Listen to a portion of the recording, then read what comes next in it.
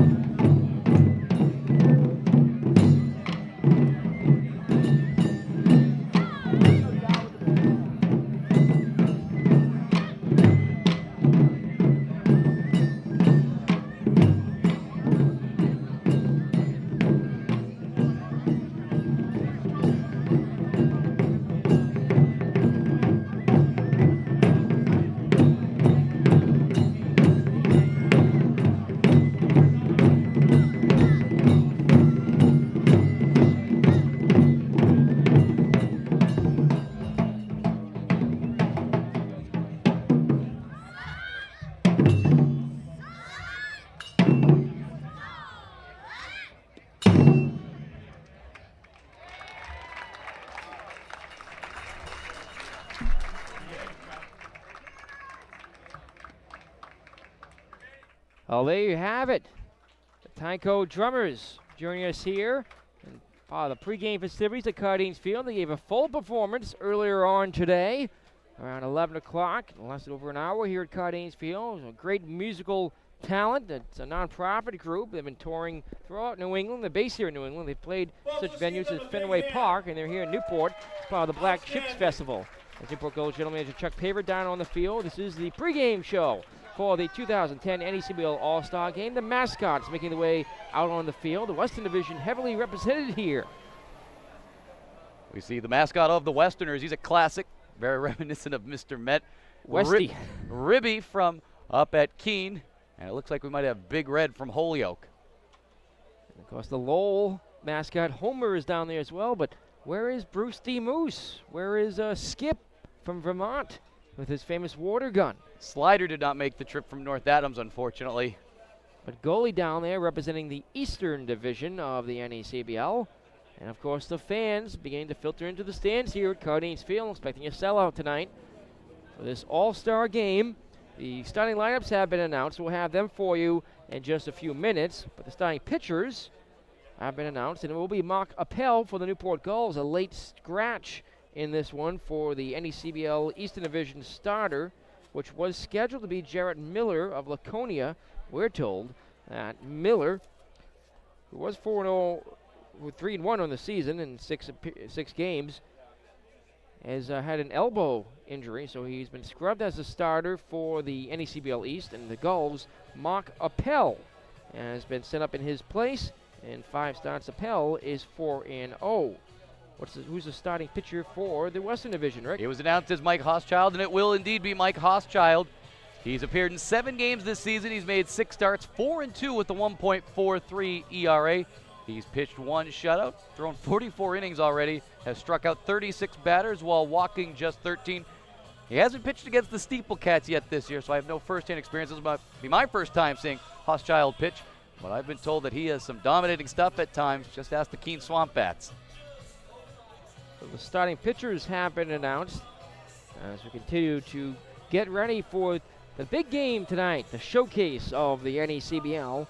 It is the 2010 NECBL All-Star Game, and it's coming up shortly here at Cardines Field. It's a 6:35 scheduled first pitch, and with pregame ceremonies, it's always possible that could run a little bit late. And of course, we'll carry all those ceremonies for you here on the NECBL Broadcast Network. I'm Nick Lima, alongside Rick Zamunjan. George Bissell joins us as our field reporter tonight. He'll be down in front of the dugout and in the stands, interviewing many of the guests here, some of our fellow NECBL broadcasters in the union, and others too, including Newport Gulls General Manager Chuck Paver, many of the people that helped to put together tonight's All-Star Game and the festivities surrounding it, players in the dugout, and much, much more. So we'll have all that for you in between the innings tonight. Looking forward to what should be a fun broadcast and a great baseball game. Oh yeah, it should be a terrific game. We have 2 very good starting pitchers. Mark Appel of Newport, he did pitch against the Steeplecats this year, and I saw how good of a pitcher he is. Some very talented players on both sides, and as you mentioned, a lot of the NECBL announcers from around the league. So as much fun as it is for the players to see everyone from the other teams, all their friends, it's fun to come out here and see your friends who you announce games with throughout the season, as they are a close-knit group, always keeping in touch. You never know who you're going to work with on any given night, so you have to be on your toes and well-versed in league personnel. So we're going to step away here for just a couple of minutes. Looks like they've got the field prep work just about done. So we're probably just a couple minutes away from the start of pregame festivities here at Cardines Field. They're scheduled to run between 6:10 and 6:35. So just a minute or 2 away. We'll have that for you when we come back here on the NECBL Broadcast Network.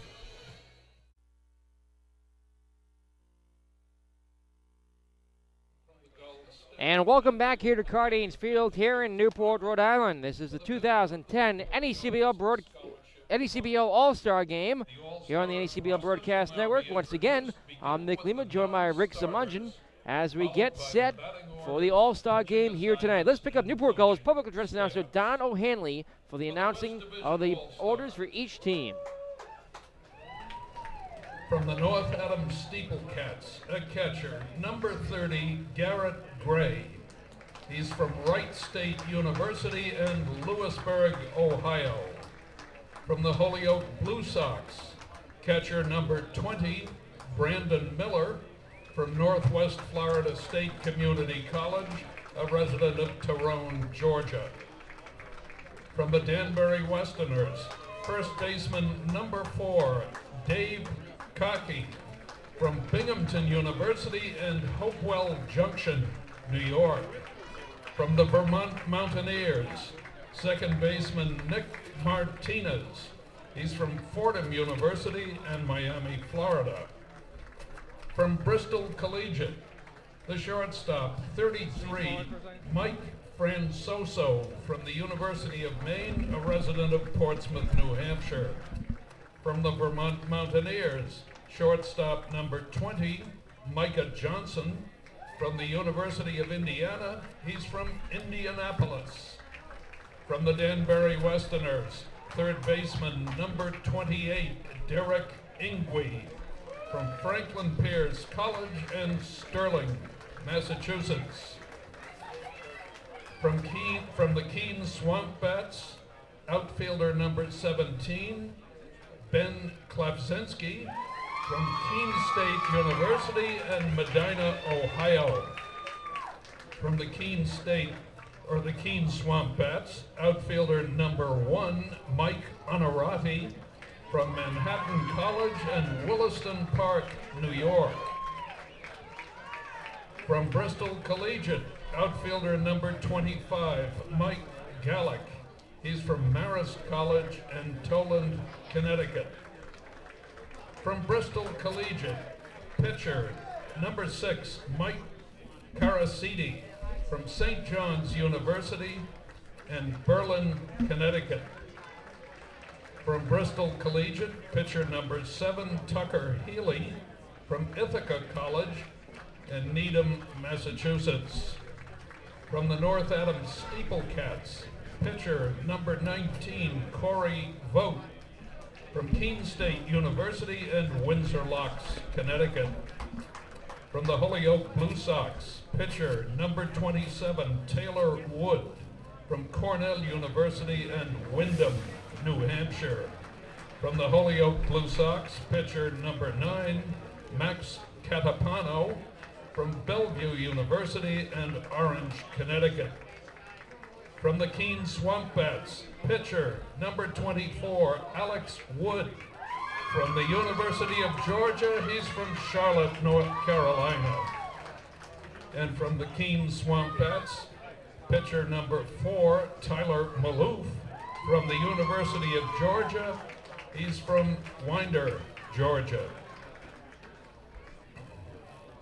The closer among the pitchers, from the North Adams Steeplecats, number 16, Sean Albury, from Nova Southeastern University.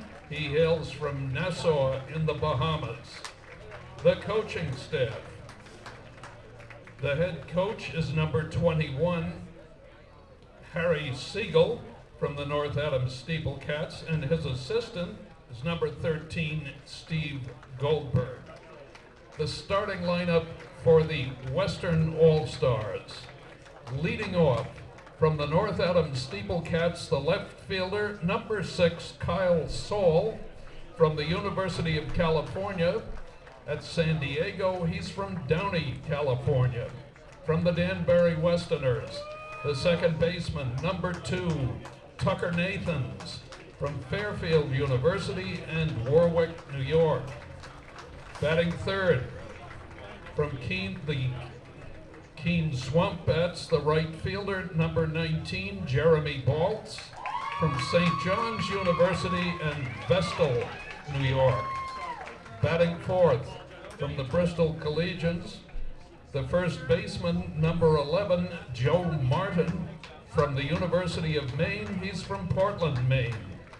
Batting fifth, from the North Adams Steeplecats, third baseman number 23, Matt Petty, from Barry University. He resides in St. Petersburg, Florida. Batting sixth, from the Danbury Westerners, the designated hitter, number 26, Jimmy Brennan, from St. John's University and Suffern, New York.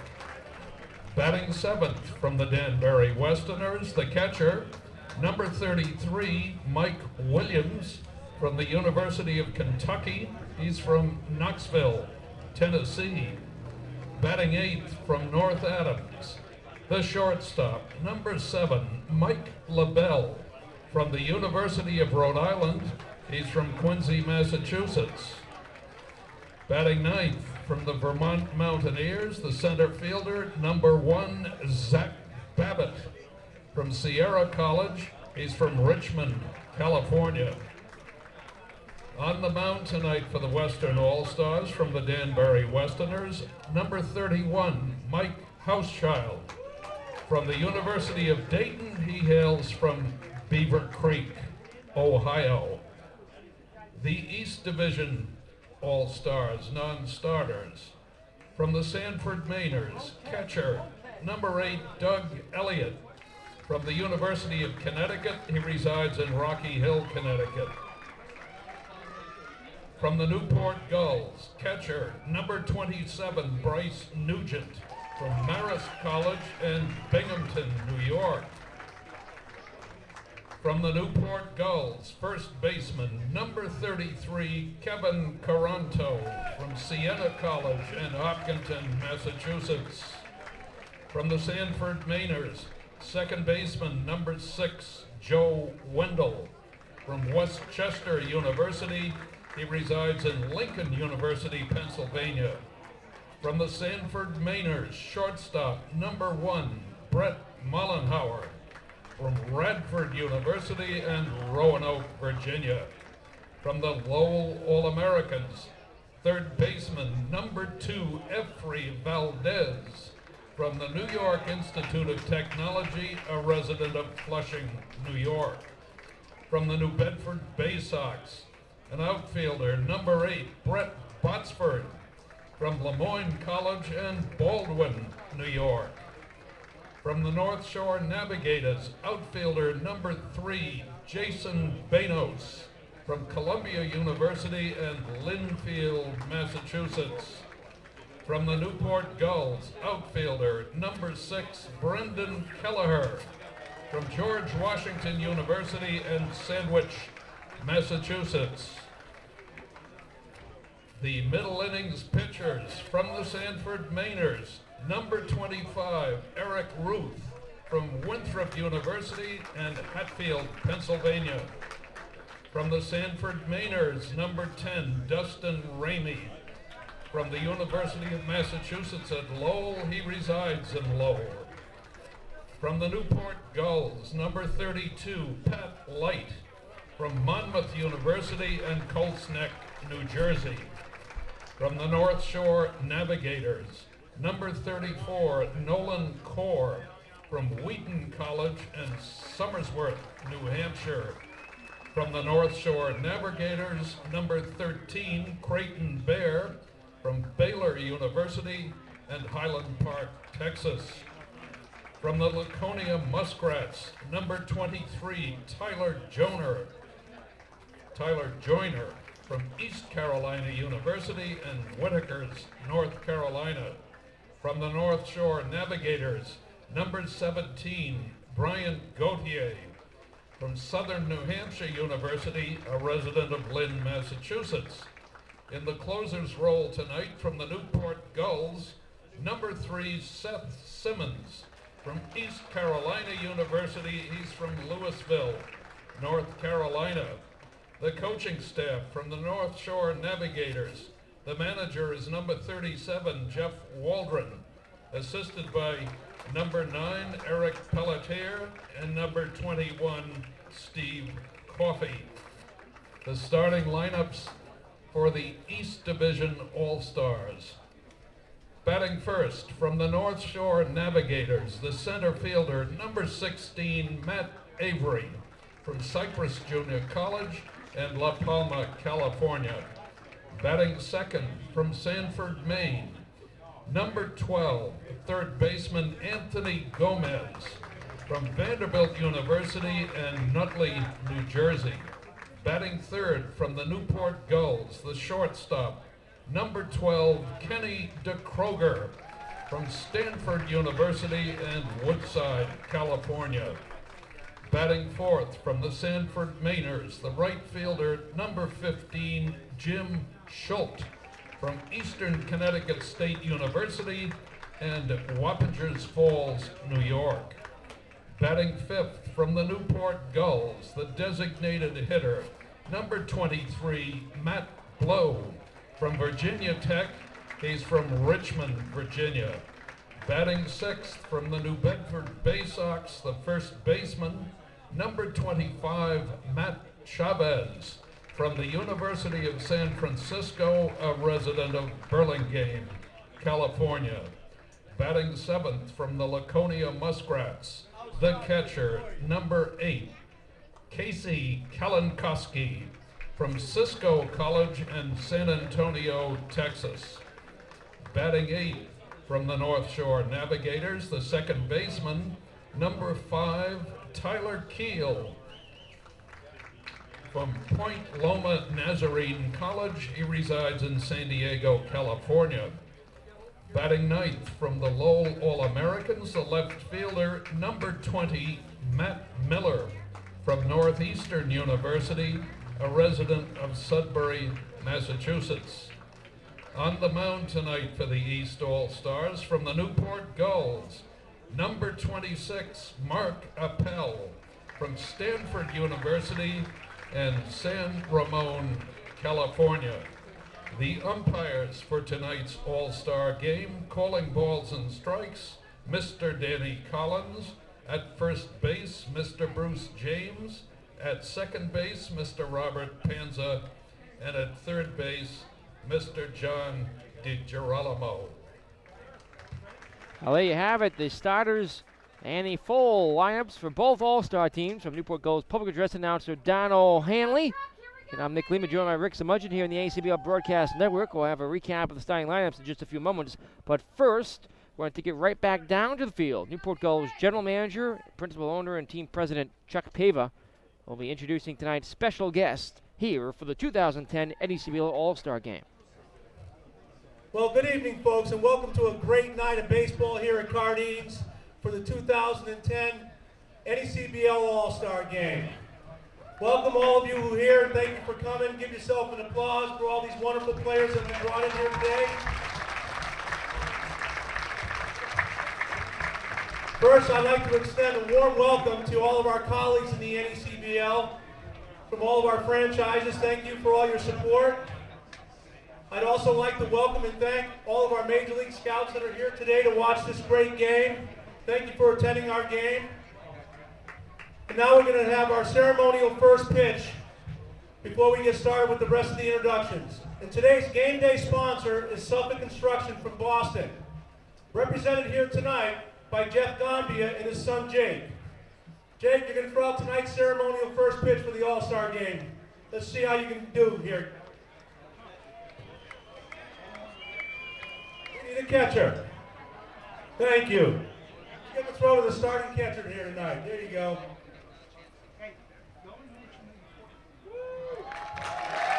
Great job, Jake. And Jeff, thank you so much for your support of our great game here. Thank you. Thank you for your support. The next pitch tonight, we have another guest with us from the Black Ships Festival that's currently going on here in Newport. Representing the Black Ships is Manny Yarborough. Manny is a 1995 world champion sumo wrestler. He held the record for the heaviest athlete by Guinness Book of World Records. He currently is 6'7", 620 pounds. All right. All right. That's a good fastball, attaboy, Manny. Thank you very much. World-class athlete right here. And next, a big part of our community here is represented by the military. And the military is always important to the Newport Gulls. So tonight, we have representing the military here, Commander Glenn Bork. He's the Executive Officer of Naval Station Newport. Let's give him a big hand, folks.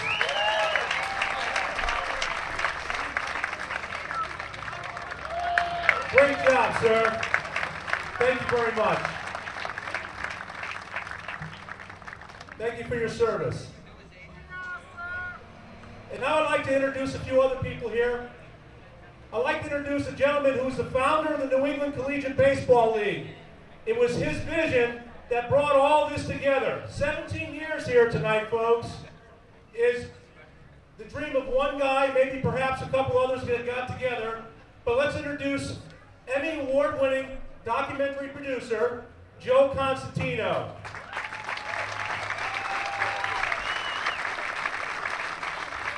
Joe, we're honored to have you here tonight. Thank you very much. You're the father of this league. Thank you. And we have Rich Rossiter. He's the secretary of the New England Collegiate Baseball League. And let me tell you quickly about him. He's also the father of many of our logos and mascots. He's designed most of us. I know he did the Newport Gulls. But he's a great secretary. He's been with the league pretty much since the inception. 17 years, folks, as a secretary. You have to be a dedicated labor of love. Rick Rossiter. Thank you so much, Rich.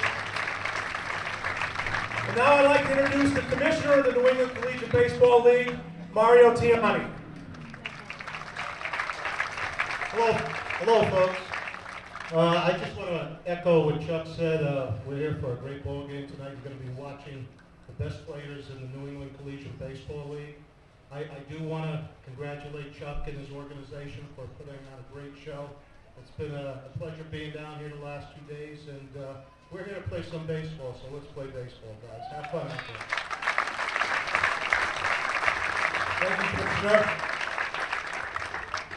All right, folks, if we stand as we present today's colors by Naval Station, Naval War College Color Guard. Well, the colors will be walked out onto the field now. If you're just joining us, this is our coverage of the NECBL All-Star Game, the 17th annual All-Star Game. I'm Nick Lima, joined by Rick Samudjian. We're here on the NECBL Broadcast Network. The colors being marched onto the field. The folks at Cardines Field standing all the way around the ballpark now as they continue to filter in here. And in just a few moments, we'll have the singing of tonight's national anthem as the NECBL Eastern Division gets set to host the NECBL Western Division here at Cardines Field in Newport, Rhode Island. Newport, of course, last hosted the All-Star Game here in 2005. And the Western Division is a reigning champion of the All-Star Game, winning 6-5 last year in Holyoke, And Massachusetts. singing tonight's national anthem is JAG Lieutenant Officer Sarah DeGroot. On our last game of last season, Sarah sang the national anthem. The next day she went to Iraq. We're happy to have you back. Thank you.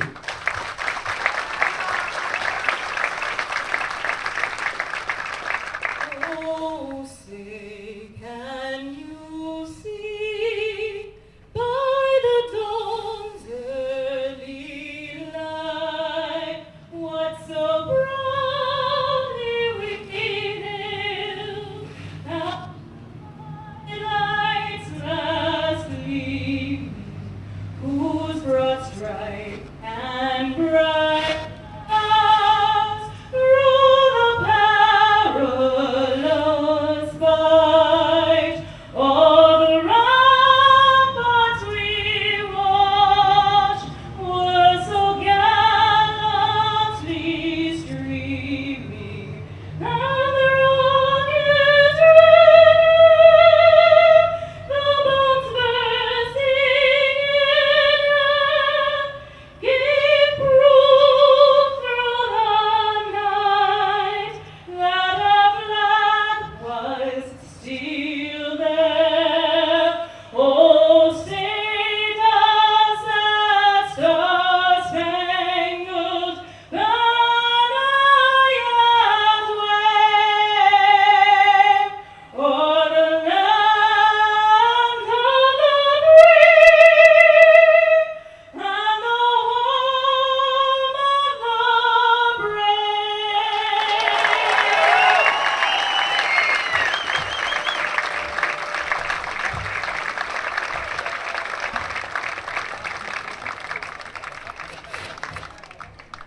An outstanding rendition of tonight's national anthem sung here at Cardines Field. And the colors will be now marched off the field here. Of course, the Naval Station Newport, always regular presence here at Cardines Field. And frequently have many of the sailors and other servicemen and women serving there frequent the ballpark, frequently part of the pregame ceremonies here. And the Newport Naval Station has long been a very important part of Quinnipiac Island, which is made up of Portsmouth, Middletown, and Newport. Newport, the county seat, 6 towns here in Newport County, and the southern tip of the state of Rhode Island. Newport Gulls celebrating 10 years here in the city by the sea. The Gulls moved here in 2001, second time hosting the All-Star Game. And tonight, the 17th annual NECBL All-Star Game as the Gulls host tonight's festivities. Take it back down to the field for Newport Gulls General Manager Chuck Pava.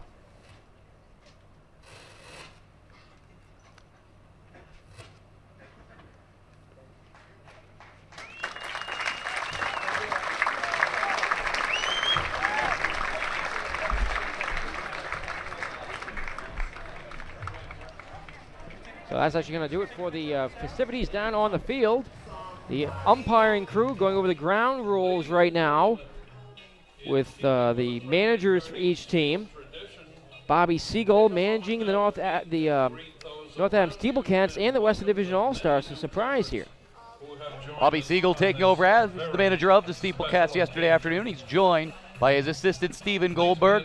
2 young guys that are very excited to be where they are today, and to be where they are this season is certainly an exciting finish coming up for the Steeplecats. And of course, Jeff Waldron, manager of the North Shore Navigators, who also joined us in our pregame show, joined by Eric Pelletier and Steve Coffrey, his coaches from the Navigators. They, of course, first place in the NECBL East and have the honor to coach the Eastern Division All-Stars. Umpires for tonight's game, the veteran 3-time umpire of the year, Danny Collins, calling balls and strikes behind the plate. Other parts of the veteran crew, Bruce James at first base, Bob Panza at second, and John DiGirolamo is the third base umpire, full 4-man crew for tonight's contest. Now for the starting lineups for today's ball game for the visiting Western Division, here is NECBL Western Division All-Star, the voice of the North Adams Steeplecats, 2-time broadcaster here in the NECBL, Rick Zamudgeon. Thank you very much, Nick Lima. Hitting lead off the left fielder from the North Adams Steeplecats, Kyle Saul. Hitting second, the second baseman out of Danbury, Tucker Nathans. Hitting third, the right fielder from the Keene Swamp Bats, Jeremy Baltz. The cleanup hitter, the first baseman from the Bristol Collegiate Baseball Club, Joe Martin. Hitting fifth, the third baseman from the North Adams Steeplecats, Matt Petty. Hitting sixth, the DH from the Danbury Westerners, Jimmy Brennan. Hitting seventh and doing the catching, also from the Danbury Westerners, Mike Williams. Hitting eighth, the shortstop from the North Adams Steeplecats, Mike LaBelle. And rounding out the lineup, the center fielder from the Vermont Mountaineers, Zach Babbitt. And they'll be getting set to take on Mark Appel. Mark Appel, the start for the Newport Gulls out of Stanford University. Mike Hochschild, the starter for the Western Division out of the University of Dayton. The starting lineup for the Eastern Division All-Stars, who have won 4 of the last 6 contests between the 2 divisions of the NECBL. Matt Avery of the North Shore Navigators leads things off and starts in center field, batting second. The Sanford Majors, Anthony Gomez, the third baseman. The shortstop is Kenny DeKruger from the Newport Gulls, batting third. And cleanup, it's Jim Schultz, the right fielder from Sanford. Newport's own Matt Blow is the designated hitter. He bats fifth. In the 6th spot, it's Matt Chavez of the New Bedford Bay Sox starting at first base. The catcher, Casey Kalankowski from the Laconia Muskrats, bats 7th. In the 8th spot, Tyler Keel, the North Shore Navigators' second baseman. And the left fielder tonight, rounding out the order for the East Division All-Stars, Matt Miller from the Lowell All-Americans. Game time temperature, 86 degrees.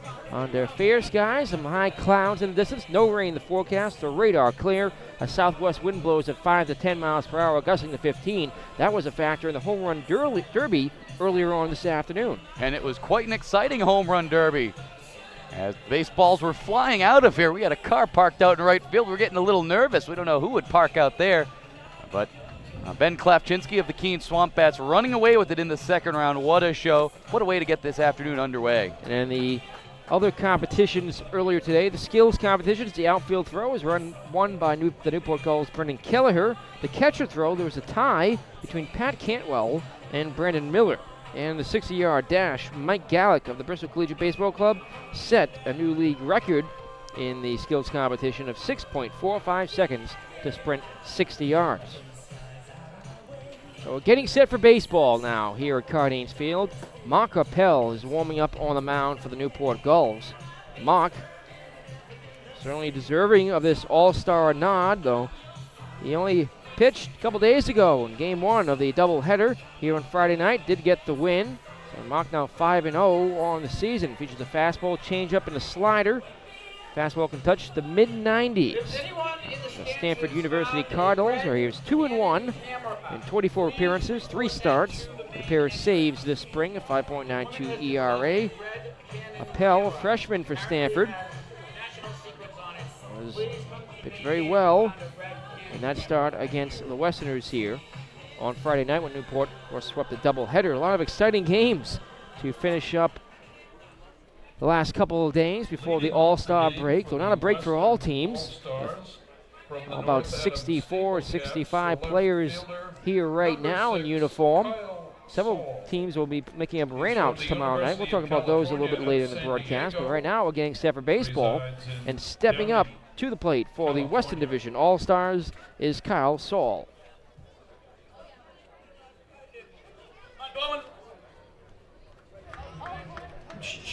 Mark Appel looks in, and the first pitch of the All-Star game. It's a fastball on the inside corner, a called strike, says Danny Collins. We're underway.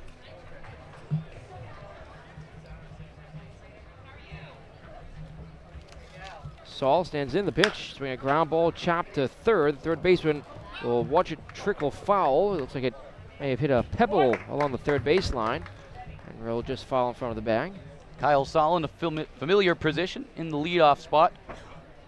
321 hitter for the Steeplecats, has driven in 7 runs, has also stolen 11 bases. A speedy outfielder, a good defensive outfielder, was a knack for getting on base to begin games for the Steeplecats. Mark Appel toes the rubber for the first base side. The tall, wiry right-hander throws the pitch, just swung on and hit in the air down the right field line, but foul. Appel hails from Stanford, 6'5", 200-pound right-hander, native of San Ramon, California.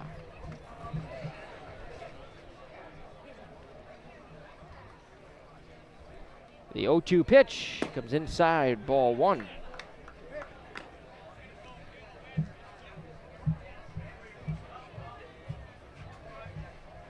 Good-sized crowd on hand here at Cardines Field. Got away at the first pitch, about 3 or 4 minutes behind schedule.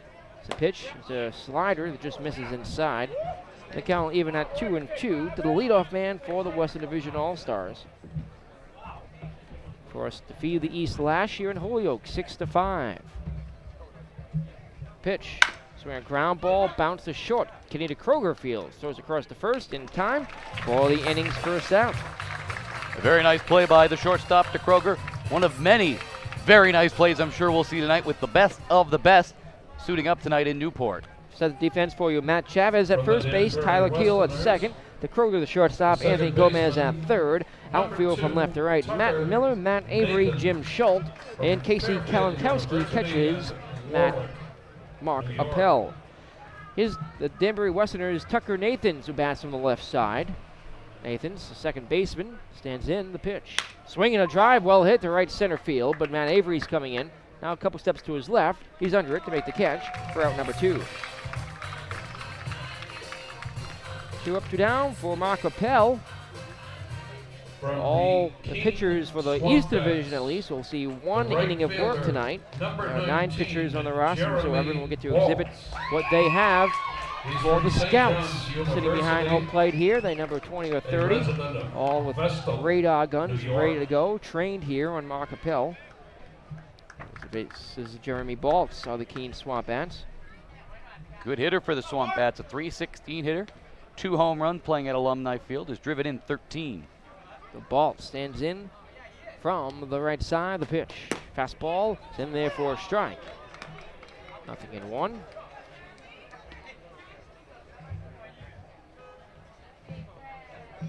Three doubles, no triples. Pair of home runs for Baltz. The pitch. Breaking ball misses. It's 1-1. On base percentage at .458. He's walked 12 times, but he's been hit by pitch 8 times. He does tend to crowd the plate. Very tall in the batter's box. The 1-1 comes in on the inside corner for a strike. It's Danny Collins. It's 1-2. Ball 6'3", 190-pound right-handed batter. The pitch. Ground ball hit through the left side of Kroger Fields. The roller goes a long way to first, but in time for the out that retires the side. A 1-2-3 top of the first here at Cardines Field. And after half an inning, it's the Western Division All-Stars nothing. The Eastern Division All-Stars coming up here on the NECBL Broadcast Network. Let's take it down to the field now as George Bissell should be standing by here momentarily with an interview.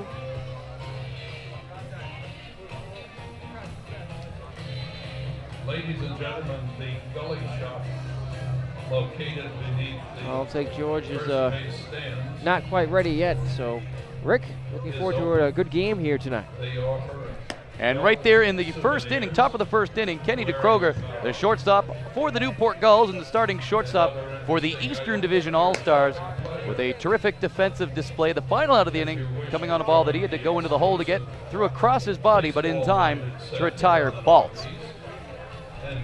And taking the mound for the Western Division All-Stars will be Mike Hochschild. He's 4-2 this season for the Danbury Westerners. A 1.43 ERA, that's in 7 games, 6 starts. He's pitched 1 shutout, and in 44 innings pitched overall, he's struck out 36 batters while walking just 13, exhibiting some good control. That's what you expect from one of the top pitchers in the league, and a top candidate thus far, the NECBL Top Pitcher Award. He'll face off against Matt Avery, the leadoff man for the NECBL East. We spoke with Jeff Waldron in the pregame show. He plans to utilize every player that's available to him this game. The starters will go 5 innings, and the reserves the remaining 4 innings. 18 position players available. And each pitcher will go 1 inning. I imagine it'll probably be a similar situation for the West. Not sure how many innings Hochschild's going to go, but after that, they're going to try to utilize everyone. Can't speak for every team, but I know that Corey Vogt and Sean Albury from the Steeplecats both should be available. They pitched a couple of nights ago in a win against Laconia. They did not pitch last night in a loss to the North Shore, and they have the day off tomorrow, so they'll be ready to go. So Avery stands in here. There's 100 at-bats coming into this All-Star break, hitting .320. A homer, 10 RBI. First pitch is a ground ball sharply to the right side. Fielded by the second baseman. Throws across the first, wide, but in time for the out. And it's quickly one away. Nathan's to Martin on the ground out, 4-3. And we're going to see that all night long. Just some solid defense from the infield. Nothing's going to get through, it seems, against the likes of DeKroger and Nathans and LaBelle. LaBelle, I know very well, has some terrific range for the Steeplecats. Defense for you. Joe Martin at first. Tucker Nathans the second baseman. Mike LaBelle the shortstop. Matt Pitty at third. Outfield left to right. Kyle Saul, Zach Babbitt, Jeremy Baltz. Mike Williams catches Mike Hochschild. From the windup, he kicks and delivers the pitch. High and inside with an off-speed pitch. Ball 1 to Anthony Gomez of the Sanford Mainers. Gomez coming at .262. Homer, 7 RBI, 4 doubles. The pitch. Ground ball, chop, foul, third base side.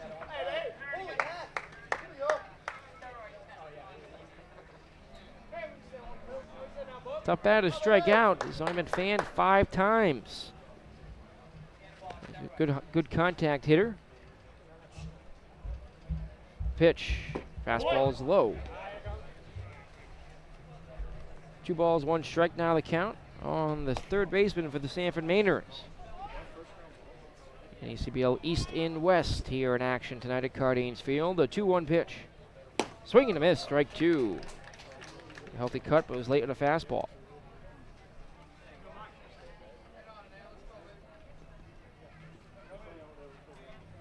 Hochschild ready with the 2-2 pitch. Ground ball hit up the middle, charging out the shortstop on 3 hops. He plays, throws across the first, but not in time. Well, the infield single for Gomez.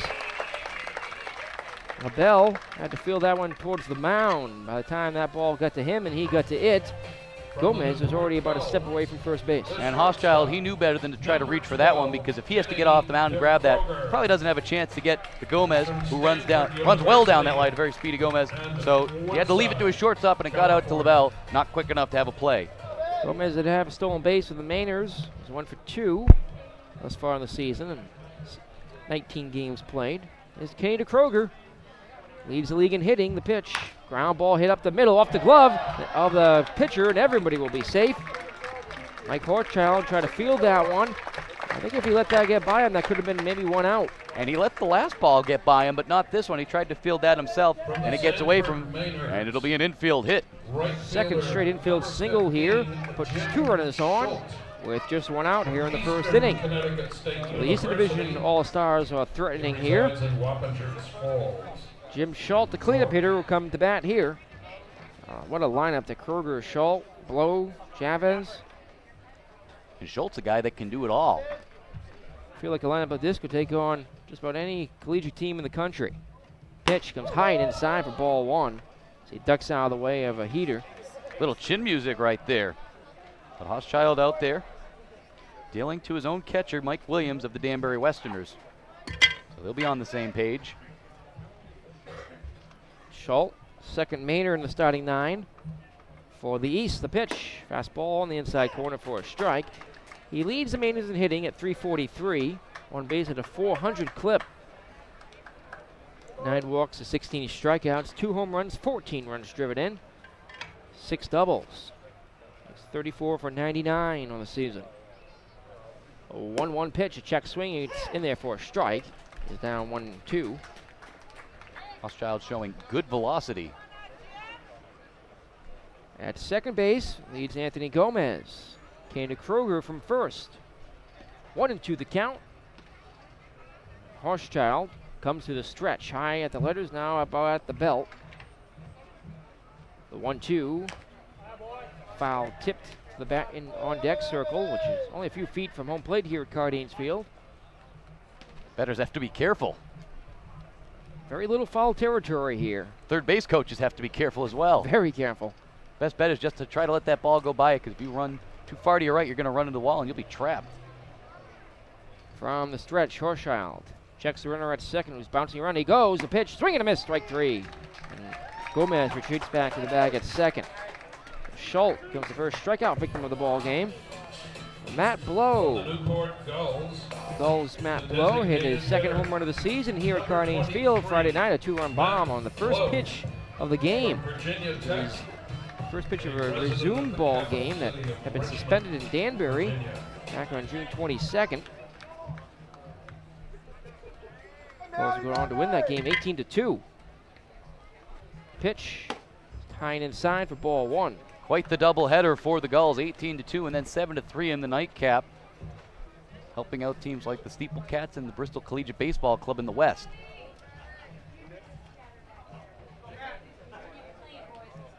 Hochschild looks in. 2 runners on, 2 outs. The pitch, swing and a drive into left field, but in comes the left fielder Saul. He's under it, camps out there to make the catch. For the other, he ties to side. Blow gave that ball a ride, but it was brought down. And that will do it for the Eastern Division here in the first. They strand a pair on a pair of hits. And after 1 inning here at Cardines Field, no score between the East and the West here on the NECBL Broadcast Network. George Bissell will be joining us in just a couple of moments here. He's down on the field. Ribby from Keene and Sean from North Shore. We wait for George Bissell. Looks like he's got Newport Gulls catcher Bryce Nugent down there. George? You want to look up here? Welcome back to the 2010 NECBL All-Star Game. I'm George Bissell, and I'm joined now by Bryce Nugent, catcher for the Newport Gulls and a reserve on the All-Star team. Bryce, great day today already. Yeah, it's been a pretty long day, but it's been fun. Get to see all the players from the other teams and showcase the skills a little bit. When you look back on this 5 years from now, what's the one memory you want to take away? Probably the one memory I got to hang out with my teammates and also my friends from other teams around the league. How are you enjoying your stay in Newport this summer? Oh, I'm having a great time. It's a beautiful place and, just enjoying it, the beaches, everything. All right. As a catcher, you have to play both ways. You have to play offense, and then you have to get behind the plate and work with your pitching staff. Is that the hardest part, making those adjustments, going back out there and hitting every half inning? Yeah, I think it's pretty tough, but I think over the years I've gotten the hang of it, keeping the two aspects of the game separate, keeping the mental game of catching and then also the mental aspects of hitting and keeping them separate and trying to clear my head going into each different thing. All right, you've had a great season so far. What do the Newport Gulls have to do to take home a championship? I think we just have to stay relaxed and play the way that we know we can play. You know, we have some very talented kids on our team, and I think if we just put on a good streak here and get into the playoffs, we can do some damage. All right, well, thank you very much for joining me, Bryce, and good luck the rest of the game. Thanks for having me. All right, back to Nick and Rick on the NECBL Broadcast Network. Thanks a lot, George Bissell with Gulls catcher Bryce Nugent. We go to the top of the second inning here at Cardines Field in the 2010 NECBL All-Star Game. Leading off the second inning, Joe from Martin, West All-Star, Bristol Collegiate Baseball Club, from steps up Bristol here. No score in Collegiate. this one yet. The first East Division baseman, managed a pair of hits off a number Hochschild 11, Joe in the last of the Martin. first. And as Joe Martin steps up representing the Bristol Collegiate Baseball Club, it's really nice to see a new franchise in the league really hit the ground running. Bristol has played very well this season, not to mention very well at home in Muzzy Field, an inaugural NECBL ballpark. And Bristol and Laconia doing both very well at home this season. Both new teams moving from old franchises. First pitch is outside, ball one. New pitcher on the mound for the Eastern Division All-Stars, Dustin Ramey. From the windup, a high kick, the delivery from the right-hander is a fastball in the outside corner. The count even at 1-1.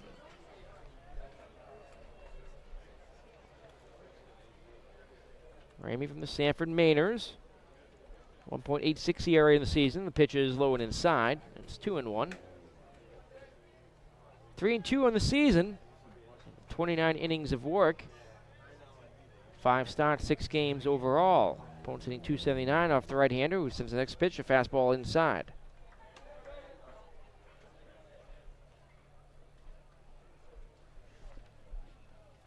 Joe Martin stands in from the left side for Bristol. Pitch, swing and a miss, chase a high fastball.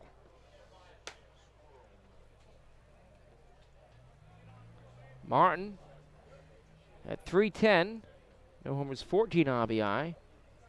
Bristol still homerless. The pitch, swinging a pop-up, hit in the air down the left field line. In comes the left fielder, Matt Miller, to make the catch for the inning's first out. Muzzy Field is a very nice ballpark, an iconic ballpark in this league, but I would say it's even less homer-friendly than Vermont and Holyoke. From the North Adams Steeplecats, the third baseman. Well, here comes number Steeplecat Matt 23, Petty.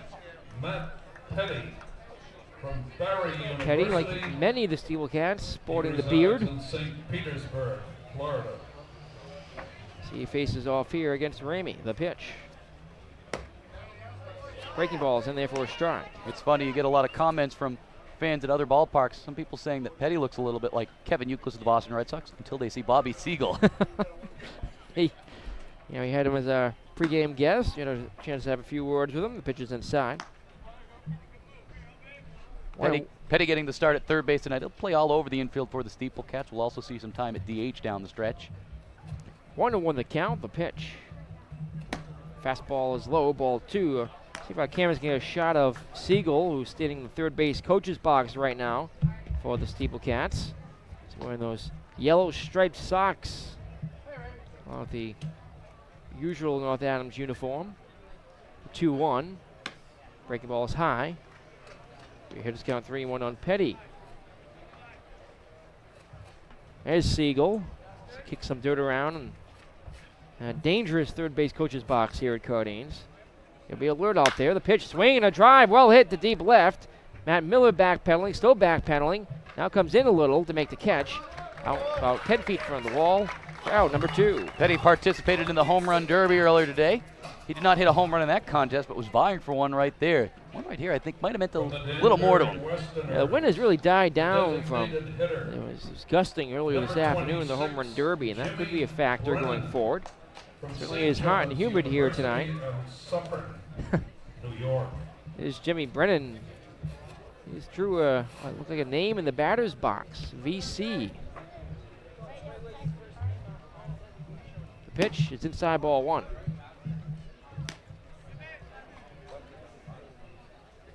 Brennan, Danbury Westerner, taps the plate. Looks out on Ramey. Pitch, swing and a drive, well hit to left. Matt Miller going back at the wall, and it'll be the center fielder, Matt Avery, to make the catch. The 3 hot balls from the outfield off of Dustin Ramey. But that's all the Western Division can manage here in the second after an inning and a half from Cardines Field here in Newport, Rhode Island. It is the NECBL Eastern Division All-Star 0 and the Western Division All-Star 0. We're scoreless here at Cardines Field. We're going to be awaiting George Bissell, who's getting set up downstairs below us. Looks like he may have a member of the Bedford Bay Sox momentarily. Here at Cardines Field, of course, we'll have all-star history. It was the Southern Division that shut out the Northern Division 8-0, or 6-2 actually, defeated the Northern Division here. 7-2 back in 2005. George Bissell as a member of the Bedford Bay Sox. George? Welcome back to the half-inning break here at the NECBL All-Star Game. I'm joined by Brett Botsford of the New Bedford Bay Sox. How are you doing today, Brett? Good, how are you? I'm doing excellent. How are you enjoying your stay so far in Newport at the game? It's been absolutely awesome. The fans are great, teammates are great. We're just enjoying it, having a great time, and just enjoying this time. How are you enjoying your summer so far with the Bay Sox? Pretty good. I've been there for about 3.5 weeks now. I came from Brewster, but it's been fun. I got a great host family and a great team, so what more can you ask for, really, So you've only been there a short time, but you're already on the All-Star team. That's got to be something impressive. Yeah, I was completely surprised. I didn't think I'd make it because I've only been there for so long, but I made it, and I'm here, and I'm just excited to be here. So tell us a little about yourself. Where are you from? From Syracuse, New York. I go to school at Lemoyne College, which is right in Syracuse, and I'll be a junior. All right, any last words you want to say to the fans, any family watching back home? No, nothing. I'm good. All right, we want to wish you the best rest of the game. Thank you. All right, back to you, Nick and Rick. Thank you, George Bissell. Another in-between inning interview for us here at Cardines Field. George will be working hard throughout the ball game to get us the NECBL live view on all these players as we go to the last of the second. And it's a new pitcher on the mound for the Western Division. From the Bristol Collegiate Baseball Club, it will be Matt Carasidi. 3-2 this season in 6 appearances in 5 starts, a 3.12 ERA. Thrown 26 innings, struck out 21, walked 19. Carasidi to face it off against Matt Chavez of the Bay Sox. The pitch. Fastball in there for a strike. So it pops in the outer part of the mitt of the catcher, Williams. The 0-1. Curve comes inside and hits him. Chavez just clipped by that pitch because the second base runner, or third base runner of the ball game. Casey Kalankowski to follow here from Laconia. So the leadoff man reaches for the first time here is Matt Carasidi. Plunks Chavez. Carasidi, 6'3", 195, right-hander. St. John's University, a freshman, native of Berlin, Connecticut. His first pitch strike.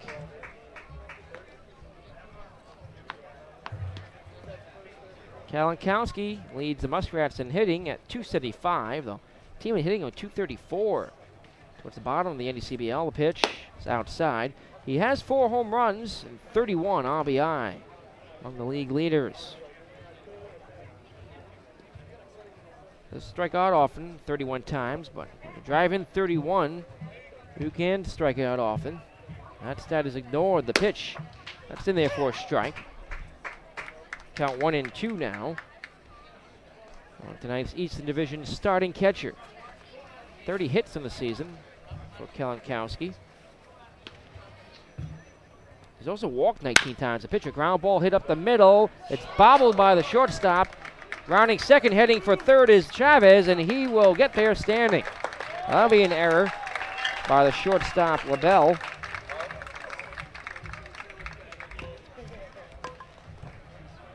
From the North Shore Navigators, the second baseman. And moving up to third on the play will be Matt Chavez. And Tyler Kale, the second baseman, comes up with 2 on and nobody out. An early opportunity for the Eastern Division to take a lead. So the error allows both Kalankowski to reach and Chavez to get to third. Could be costly here for the West. The pitch, fastball's in there for a strike to Tyler Keel. Tyler, North Shore Navigators, starting second baseman tonight for the East. Chavez leaves him third. Kalinkowski at first from the stretch at the belt. Karasetti's pitch is low in the dirt, blocked by the catcher Williams. Western Division in their road uniforms, so both battery mates right now from Danbury and Bristol in their black road jerseys. Westerners, of course, have that gray trim, and the Collegiate Baseball Club, the big white numbers on the back. Makes it very easy for us in the press box. The pitcher, ground ball, bounce to third. They'll get a run home. Throw goes to second for one out, or to first. Not in time. It'll be an RBI fielder's choice for Kiel, and it's 1-0 Eastern Division. Petty tried to turn the double play right there, but Kiel gets down the first base line too quickly. 5-6 on the fielder's choice. Matt Miller will bat here. His Eastern Division All-Stars leading the West 1-0. Miller, the left fielder. That's from the left side. From the low All-Americans pitch. A line drive to right field. And it's going to be caught on a hop by the right fielder Baltz. Going to play on a short hop. Just getting the second safely was Kiel. And it's a single for Miller. Third hit of the ball game. It's always a tough play for the base runner. You want to hold up when you know one way or another, is Baltz going to catch that or is that going to drop in? We saw that happen to David Ortiz in the Major League Baseball All-Star game. I don't know, literally dropped immediately in front of Baltz. It dropped so quickly, he had no chance to try to make a play on it. Of course, it could have gotten by him if he did. Here's Matt Avery, top of the order, pitch, swinging a miss, strike one. Avery bounces second, lead things off back in the last of the first. Oh, 2 on. And 1 out. Infield double play depth. Pitch, swinging a drive, hit to right center field. This is dropping quickly. He's going to bounce in front of towards the wall. Being waved home is Kiel. Here comes the throw to the plate, cut off. And the Eastern Division All-Stars take a 2-0 lead on an RBI single by Matt Avery. Well, this isn't the way that Matt Karasetti's drew it up in his head. 2 runs in so far this inning. The game plan now has to be just get out of the inning, but you have a double play in order unless Avery thinks about stealing second base. Anthony Gomez is 1 for 1, reached on a single his last time. Infield dribbler. The first 5 have reached here. Pitch is high, ball 1. Hit by pitch, an error, fielder's choice, and a pair of singles. Just 1 out. Runners lead at the corners. From the stretch, the pitch. Off-speed delivery is in there for a strike. Coracidi adjusts his glove and looks in. Looking for a double play ball. A 1-1 pitch. Ground ball chopped down the third base line, but foul. Rolling towards the stars that were painted on the field earlier on this afternoon. A lot of field preparation that went underway. Got the white and blue tissue paper ringing the railings and the fences and the safety supports along the grandstands. So there's a lot of fans here. They're still filtering in at Cardines Field. Pitch. Taken outside. Is throw down to second as the runner takes off. He slides in safely. Pop-up slide from Matt Avery as the first stolen base of the ball game. It was a low throw, so the second baseman Nathans had to fail to turn around and try to apply the tag, but by then it was too late. Avery in with the stolen base with a double play, now off. At least the traditional double play. Avery was 8 for 9 stolen bases in the regular season. 2 in scoring position. The 1-1 pitch, low in the dirt. Good stop by the catcher Williams as Karasetti overthrew that one. Ball 2. And you wonder how some of these pitchers will respond, some of these starters for both divisions that really haven't pitched in relief. Maybe it's something new to them, something they haven't been accustomed to doing at least this summer. Some big bats coming up here in the lineup. The Kroger, Schultz. 2-1 the count. Runners at second and third. The pitch. Ground ball off the bare hand of the pitcher. Throws to first for the out. A runner scores. It'll be an RBI ground out for Anthony Gomez. And the East leads 3-0. Boy, Coracidi tried to bare hand that one and bounce out of his hand. That's dangerous. Yeah. Pitcher. You always hold your breath when you see your pitcher stick his bare hand out trying to make a play, and that might be out of frustration right now. He's had a couple of grounders that have gone right by him. One he didn't attempt to get, the other one he couldn't. Maybe in frustration, just doing anything he can to stop that. 3-0 East. Runner at second, now 2 down. Here's Kenny DeKroger, reach on an infield single. The pitch. Breaking ball is high and inside for ball 1. The 7th hitter of the inning to face Matt Carasidi. Was it 1-4-3 on that ground out, or just 1-3? I believe it was just 1-3. I believe Carasidi was able to recover and still get the runner in time. He was able to knock the ball down in front of him. The pitch, low. Ball 2, the umpire crew, Danny Collins, 3-time NECBL umpire of the year behind the plate. Bruce James at first, Bob Panza, the veteran, at second, and John DiGirolamo. We're going to have trouble with that name all night. Say that one 10 times fast. DiGirolamo? DiGirolamo. Kind of like Geronimo. The pitch, ground ball, bounce to the middle, and again he tries to barehanded. Field behind the second base, back throw to first, not in time. Another infield hit for Kenny DeKroger. Oh, Hushal, or rather Corsetti, tried to barehand 2 straight balls hit at him. And I think that's just frustration right there. He's getting hit. He's not getting hit hard, but just in the right place where they can't make plays on him. And there's another ball. If he doesn't put a glove on that, maybe LaBelle gets to it in time. He doesn't slow it down, and LaBelle has a chance to get the runner at first. At the corners now, Avery leads at third, and Kenny DeKroger is now 2 for 2, leading off at first. Jim Schultz struck out his last time. He's a victim of Mike Harschild. The pitch, fastball is high and away, ball 1. Schultz was leading the NECBL in hitting for part of the season. His bat has cooled off a little bit. Still a very dangerous hitter.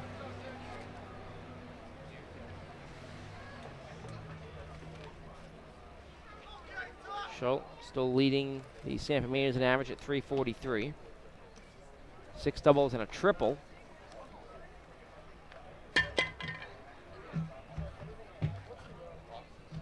Of course, he can pitch too. He's appeared in 5 games for the Mainers. 4 starts. The pitch is outside. ERA 4.74. Very talented young man. 2-time member of the NECBL.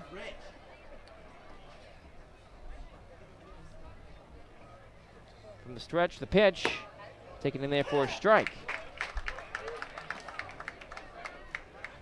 It'll be 2-1, the count on the cleanup hitter Schultz with 2 outs. 3 runs in for Newport. We're here in the second. The pitch is a little bit low. Pitches count 3-1 for Schultz. We could use a fan up here in the press box, huh? You would think it'd have cooled off by now, but not really, and the breeze going the other way, so we're not really benefiting from it.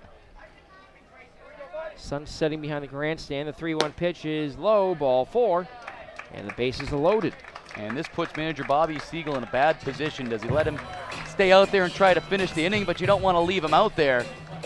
So here comes the pitching coach, Stephen Goldberg. Yeah, very difficult position. Stephen Goldberg probably coming out right now just to try to calm him down because they love to just get the clean inning out of him and then move on next inning.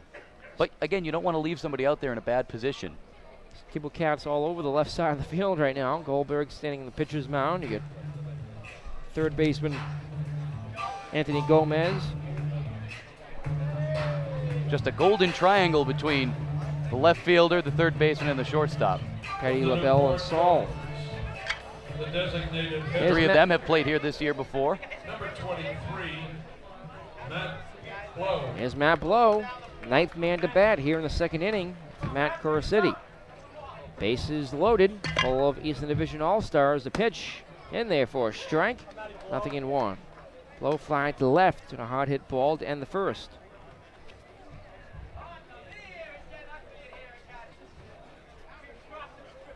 Tall lefty pinwheels the bat, stands in. The 0-1 pitch. Low, blocked by the catcher. Ball 1. Schultz walked at first. DeKroger reach on infield single at second. And Avery with the RBI single at third. 3 runs home here in the second. For the East, they lead 3-0. From the stretch, the 1-1.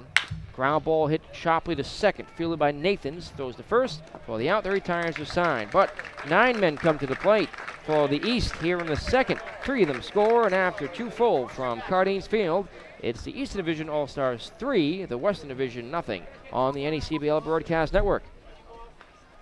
And as we wait George Bissell back down on the field. Now time for the here at Cardines Field. The fans still filtering in. George joining a member of the North Shore Navigators here. George Bissell, what do you got for us? Tonight's two contestants are Joining me now is one of the premier pitchers in the NECBL, Creighton Bear. 3-0 record so far this season. Having a great time? Yes, sir. I'm having a great time. I've had a lot of fun playing. The team's really helped me out, and we have a great squad. So it's been a lot of fun. So let's tell our viewers, where are you from and how did you get started playing baseball? I'm from Texas. Grew up there, born and raised in the Dallas area. I live in Highland Park, Texas, which is just north of Dallas. I've been playing baseball since I was a little kid. T-ball, threw up coach pitch and travel ball, and play at Baylor now. And so New England was the first, but I'm loving it so far. Yep. So how does it feel to have your manager, Jeff Waldron, as your manager here in the All-Star game? That's got to be pretty special. Yeah, it's kind of a cool deal. It was my first time meeting him this year. And, so far he's done a great job with our team. We started off kind of on a rough streak, but, he turned our team around and, we're playing really well. So it's been kind of a special deal. One of the hottest teams in the league. You're not pitching. You haven't pitched yet, but you will be later. How does it feel to get 3 runs on the board in the second inning right there? Oh, well, it's nice. We got a bunch of great hitters. This Eastern Division has definitely got some premier hitters who we have to deal with, during the season or, I guess, the regular play. But, it feels good, have a little lead and get out there and just kind of do my thing. Okay. Anything you want to say back to the folks down home in Texas? Well, if my mom and dad and brother are listening or out by the pool having a beverage, hey, I miss you guys, love y'all, and we'll talk to y'all soon. There you have it, Creighton Bear. Thanks for joining me, Creighton. Good luck. Alrighty. All right, that's it. Back to you, Nick and Rick. Thanks a lot, George Bissell, and here to take you the play-by-play story for innings 3 and 4. The voice of the Western Division All-Stars, North Adams Steeplecat, Rick Samudgeon. Thank you very much, Nick Lima. New pitcher on the mound for the Eastern Division All-Stars. It's another Newport Gulls number 32, Pat Light. On the season, 5-0, a 1.70 ERA in 8 games, 5 starts. He's thrown 37 innings, struck out 33 batters, while walking just 13. Light picked up his 5th win of the season here at Cardines Field just on Friday night. Mike Appel also pitched in the front end of that twin billing against Danbury. The catcher, Mike Williams, up to bat for the West. First pitch swing, chopper up the middle.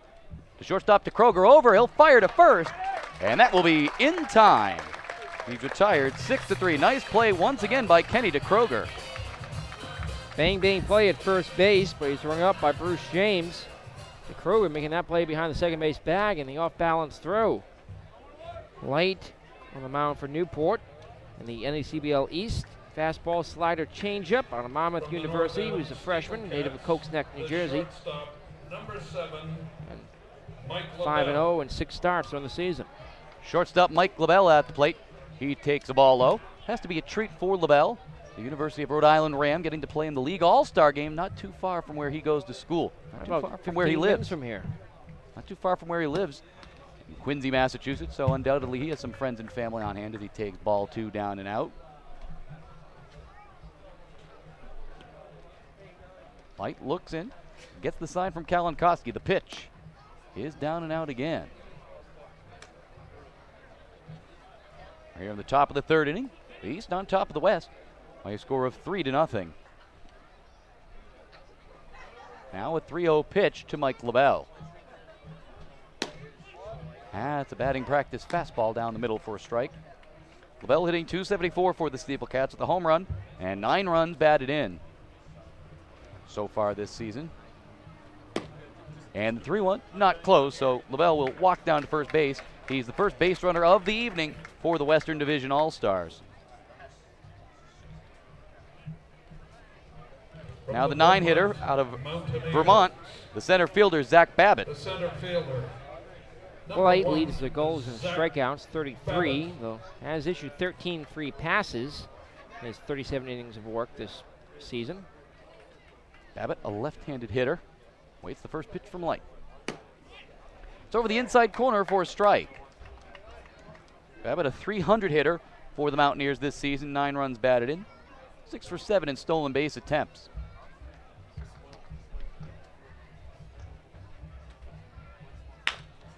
Swings at this pitch, hits to the third baseman, turns it to second for 1, back to first, a double play, a 5-4-3 double play that gets Pat Light and the East Division out of the inning. So The walk to LaBelle is wasted. No runs, no hits, no errors, nobody left. That half inning for the Western Division All-Stars. And I believe once again we'll send it down to George Bissell for an in-between inning interview. George, can you hear me? Well, we'll wait for George to get set. We should have a new pitcher on the mound for the Western Division All-Stars. We'll wait just a moment to see who that is. Looks like it'll be a keen swamp bat. Ladies and gentlemen, we here at All right, looks like George Bissell is ready to go down there with Sal Accardi. So George sitting down on the field in front of the dugout right now. George Bissell, let's get Sal Accardi. George.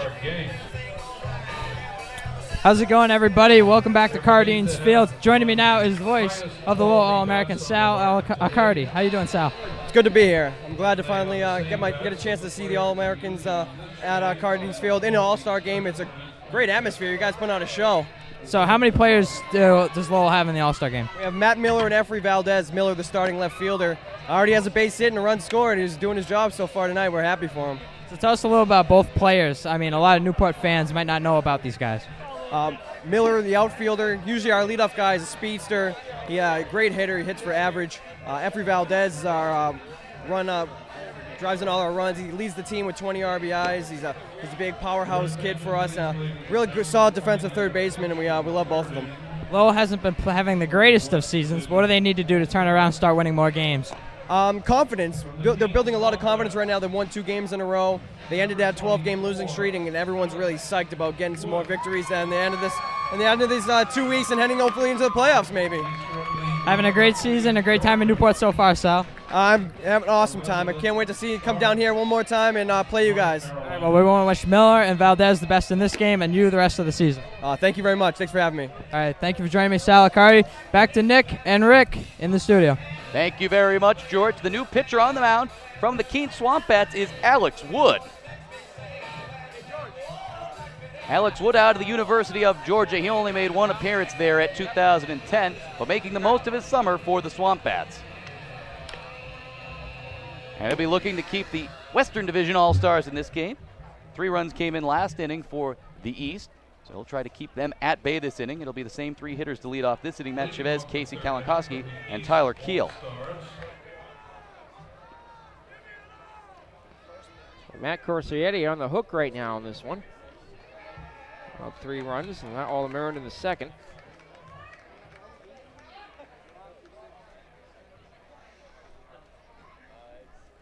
But Chavez is ready. He steps in from the right side.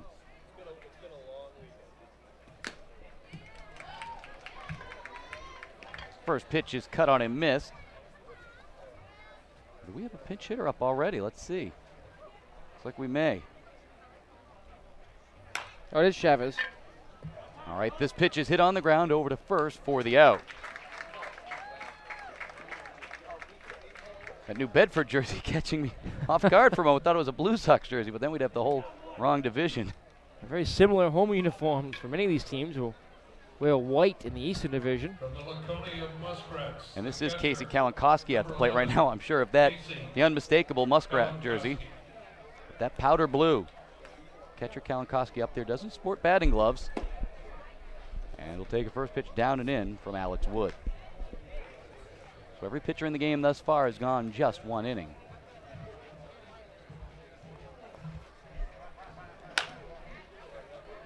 The 1-0 is hit down the first base line, but foul.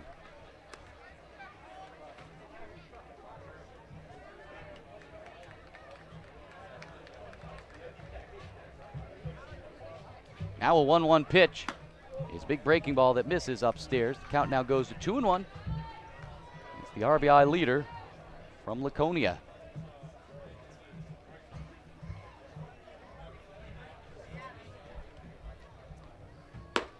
Two-1 pitch misses upstairs. The count now 3-1.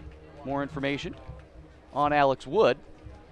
He's 1-2 thus far this season with a 3.90 ERA. That's in 6 games and 6 starts. 3-1 pitch to Kalankowski is fouled back to the screen. It's now a full count. Kalankowski against Alex Wood. Wood has thrown 27 2/3 innings. He's struck out 25 batters and walked just 9. Gets ready on the mound. Goes into the windup, the payoff pitch. is hit weakly down the third base line, and that'll go foul as Williams chases after it for just a moment. I count 14 radar guns behind home plate here. All different shapes and sizes.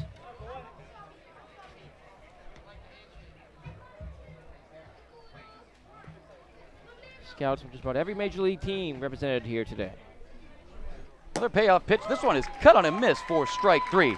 It's the second strikeout for Western Division pitchers tonight, and it's the second out here in the third inning.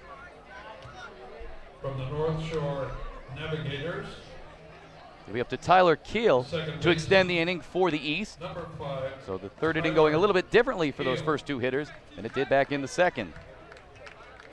Keel reached on an RBI fielder's choice in the second, but also come around to score on Matt Avery's hit. Swings and misses at the first pitch he sees from Alex Wood. Keel, a .307 hitter this season, 22 runs batted in for the Navigators. 0-1, cut on and miss for strike 2. And those Navigators jerseys resembling some LA Dodgers jerseys. I don't think that's an accident. One of the best jerseys in the game. Well, that mascot doesn't resemble anything from LA. They get the big gator. 0-2 pitch. Misses up and out.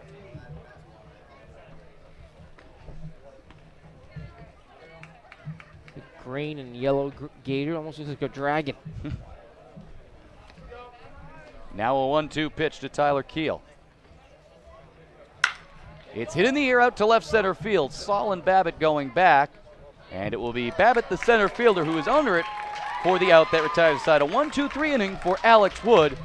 And after 3 innings, it's still the East on top of the West by a score of 3-0 on the NECBL Broadcast Network. I'm certain we'll have a new pitcher for the Eastern Division in just a moment. We'll take a moment to see who it is. We'll probably have another on-field interview from George Bissell. When he gets that, looks like he might be interviewing James Smythe, the voice of the North Shore Navigators, as soon as he's ready to go. And it'll be a Sanford Maynor on in the 4th inning for the West, but we'll get you more information on him. George, take it away. Welcome back. I'm with James Smythe now, the voice of the North Shore Navigators, my good friend and colleague. How you doing today, James? Doing great. Enjoying the All-Star game. It's nice to enjoy it as a fan instead of working it. So how many All-Star games have you been to? Just one. First. Yep. How are you liking it? Loving it. Loving it. Great facility here. Seeing all the great players that this league has to offer. It's a lot of fun, and I'm just glad to be a part of it. We just talked to one of the many players on the North Shore Navigators on the roster, Creighton Bear. We got a lot of them. Including manager Jeff Waldron. Talk about the great season he's had so far. Oh, we've turned things around so well, starting 0-6 and then coming back and now taking the league lead and the division lead. And it's just great to be a part of. So Nav's in first place. What do they have to do to keep staying in first place ahead of teams like Newport and Sanford right behind them? Well, we've got good starting pitching, good clutch hitting, and the bullpen has been excellent outside of a couple of rough games. So everything's going pretty according to plan, and if that just keeps up, we'll be going a long way in the playoffs. All right, well, enjoy the rest of the game and enjoy the rest of the season, James. Thanks. All right, best of luck to you and the Navs. All right, that's James Smythe, the voice of the North Shore Navigators. Now back to Nick Lima and Rick in the booth. Thank you very much, George. Fine work as always. The new pitcher is Eric Ruth from the Sanford Mainers. He's 1-1 this season at the 2.16 ERA. That's in 17 games, all in relief. He's recorded 5 saves. It's 16 and 2/3 innings. He has struck out 27 batters, walked just 2. It's a pretty good strikeout to walk ratio, 13.5 to 1. Ruth out of Winthrop, native of Hatfield, Pennsylvania, 5'11", 175-pound right-handed pitcher. And it looks like we might have a new catcher in the game, too. I believe it's Doug Elliott. As Kyle Saul takes a first pitch strike. It is Elliott, and a battery mate. It's also Sanford Maynor, the Yukon. 0-1 to Saul, misses the count now 1-1 to Saul. So Elliott coming into top of the 4th inning. 1-1 to Saul, misses low. He's ahead in the count now 2-1. Kyle Saul put together a terrific season in 2010 at UC San Diego. Hit .414 in 62 games. The Division II College World Series participant. Opposite this pitch, hits it down the right field line, and that will get into the stands and out of play. Again for the Tritons. Saul hit .414, 8 home runs, 53 runs batted in, a .504 OBP. Has himself a 2-2 count here. The pitch is a breaking ball that's fouled right at the screen in front of Nick and myself. I think that one had New Bedford Bay Sox General Manager Kirk Frederickson's name written all over it. He's sitting in front of us here along with some league officials and of course a plethora of scouts. Radar guns trained. Another 2-2 pitch. This one's a breaking ball that misses inside, so the count will run full. Figure maybe one day all the scouts can work together, just one of them bring the gun and then the share. We have about 15 of them here. Payoff pitch. Hit in the air to center field. Looks like Avery has a beat on it. He's over and under it. First out of the 4th inning. So through 3 1/3 inning, East pitchers have faced the minimum. Okay, no play ball to end the 3rd. No hits in this one yet for the West. From the Danbury Westerners, the second baseman. And it'll be Tucker Nathans now for the West.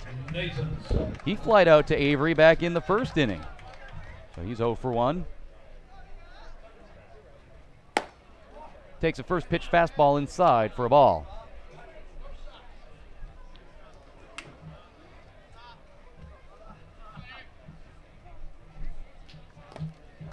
The 1-0 skips in the dirt. The count now 2-0 to Tucker Nathans. Attends Fairfield University in 2010 at Fairfield. A .357 hitter. Belted 7 homers, drove in 50 runs. A .422 OBP. Left-handed hitter. Steps back in. The pitch from Ruth. Misses low now with 3-0 count to Tucker Nathans, the second baseman of the Danbury Westerners. Danbury Westerners hit the All-Star break in 2nd place in the Western Division, just a game and a half behind the Steeple Cats. 4-man umpiring crew tonight. Had a chance to talk with local umpire John Leeds, who umped here on Friday night, tossed Mike Coombs out of the game. Here's the Marriott for the luncheon earlier. This pitch misses low, so Tucker Nathans will walk down to first base. The second walk issued by Eastern Division pitching, but again, they've yet to allow a base hit, and they've still faced the minimum. There's a chance they could do that again if they get Jeremy Balds to double and hit into a double play. He's 0 for 1 with a ground out to short. Leeds wasn't there for the lunch. He's actually a security guard at the Marriott, and he's just about getting ready to leave. He's umping in Cape Cod League game tonight. He doesn't take any nonsense as an umpire and a security guard. Right-handed hitter Baltz takes ball 1. It's actually the 2nd time that he's ejected Mike Coombs, Newport's manager, from a game, who's been ejected, I believe, a league record 6 times in the last 7 years. Saw an ejection at Bristol not too long ago. Their manager getting tossed. So a couple of ejections this year. The runner on first goes. This pitch is belted down the right field line, but foul and out of play. Wonder what the signs are today. I wonder if the hit and run was on. I can't imagine the signs are that difficult. I remember when I played Little League, it was you touch the brim of the hat, you run. 2 outs, run on anything. Next pitch to Baltz. It's breaking ball. This one's hit well into right field. Schultz came in for a moment. Now he runs back. He's there for the out and will throw to first base, and he will double up. Tucker Nathans 9-3. So there it is. Not a conventional double play, but through 4 innings, the Eastern Division has still faced the minimum, not allowing a hit and walking just 2. Quite the game for Eastern Division pitchers thus far, and the fielding has really picked them up. It's really been outstanding. And of course, just what we expected here with the great defensive prowess of these players. We're here in the broadcast booth waiting for George Bissell downstairs. I want to remind you, if you like what you see and hear and want to tell us how we're doing, have any suggestions, you can email us in the booth, broadcast@newportgulls.com. That's broadcast@newportgulls.com. We want to know how we're doing up here. If you want, just let us know where you're listening to this All-Star game here from tonight. We'll announce it over the air. George Bissell's down on the field. George. Welcome back, everybody. I'm now joined by Casey Kalinkowski of the Laconia Muskrats, the RBI leader in the NECBL. How are you doing today? How are you enjoying this weekend, Casey? I'm doing good. I'm having a good time out here. A little hot, but nice to play with. So you had a bird's eye view of some of the best starters in the league. Mark Appel, Pat Light of Newport, How are you enjoying being behind the plate with some of the best guys on the hill? And it makes my job a little easier back there, but definitely some good talent on the mound today, doing some good stuff and having some fun out here. So Laconia has a new ballpark, and that's certainly helped boost up the offensive numbers. You must be enjoying it there. Yeah, it is. It's a little intimidating sometimes because it's so short you start to get a little long, but it's a good time. Fans support us really well and good atmosphere. Laconia's having a great season. They're just out of first place right now. What do you guys need to do to get home field advantage in the playoffs and really contend for a championship? Well, we got to start winning on the road. I mean, we've had an amazing home streak, but struggling a little bit on the road. We got a nice little 2 weeks right here to get back in top. All right, well, you got the rest of the net off. Enjoy the rest of your All-Star game. Thank you. All right, that's Casey Kalinkowski of the Laconia Muskrats. Back to Nick and Rick in the booth. That's Nick Lima, and I am Rick Smudgeon. Thank you very much, George Bissell. New pitcher on the mound for the Western Division again. I believe it is from Holyoke, Max Catapano. That's Max, M-A-X-X.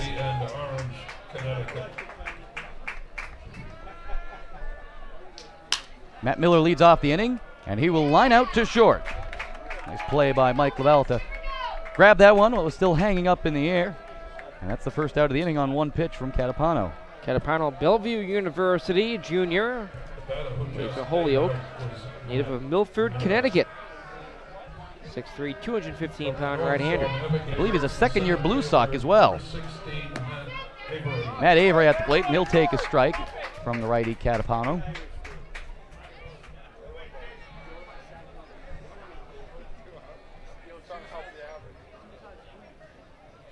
This pitch is hit off the end of that foul the other way into the screen, protecting the fans down the third base line. Catapano 4-3 in the season, 40 innings, an ERA of 2.48. He has made 6 starts, 7 appearances overall. Opponents hitting 245 off of him. 0-2 pitch is hit into right field, and that is hit well. That's a fair ball. That'll get into the corner. Baltz will have to chase that one down. He now digs for second. Sliding in, the throw is in time, and it got him. So the Western Division says, hey, we can play some defense too. And Avery is retired. He hit a single into that right field corner, but gets thrown out trying to go for 2. 9-6 on the out at second. I think Avery misjudged the short dimensions of Cardines Field a little bit. Not, of course, right field corner, not very far here from second base. Anthony Gomez of the Sanford Mainers takes ball 1. It's only about 280 down the line. Quick throw from anywhere in that right field area to second. 1-0 misses low. The count now 2-0 to Gomez. The third baseman from the Sanford Mainers. He's already his third at-bat tonight. He's 1 for 2 with an RBI.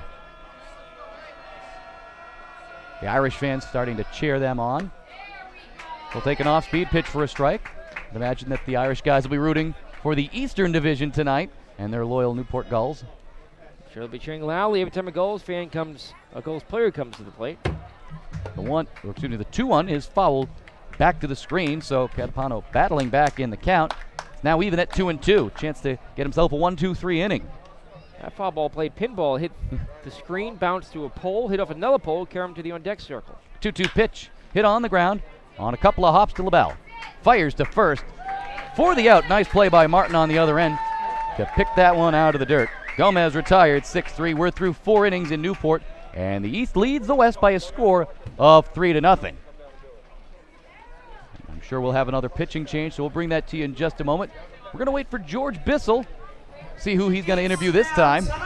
We've got a second reminder, this copyright telecast is the exclusive property of the New England Collegiate Baseball League, presented by the authority of the NECBL Broadcast Network for the entertainment of our listening and viewing audience. It may not be reproduced, re-recorded, or retransmitted in any form, and the accounts and descriptions of this game cannot be disseminated without the express written consent of the Commissioner's Office of the New England Collegiate Baseball League.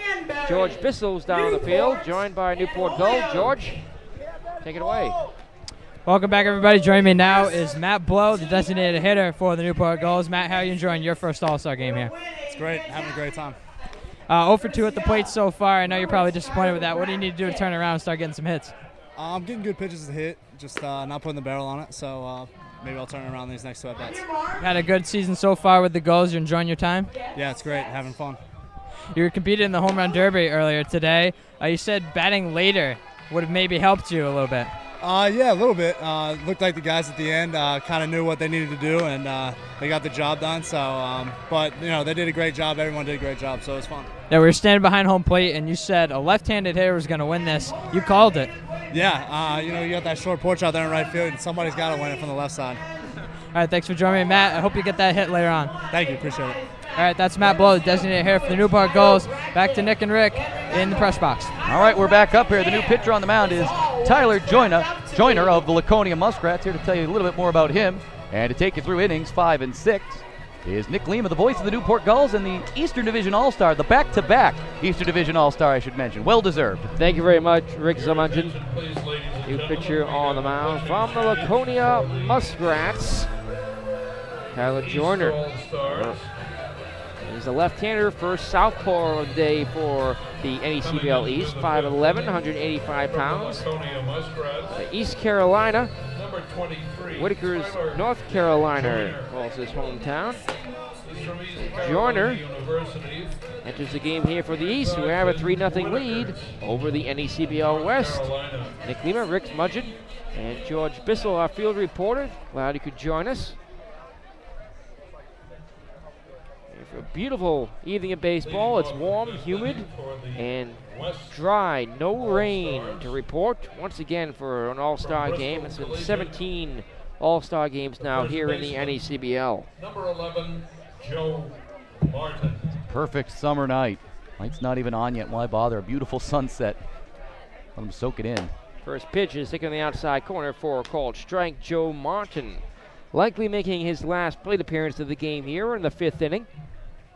Expecting a lot of substitutions after this inning. The pitch is outside. Ball 1. Joyner, Laconia Muskrat.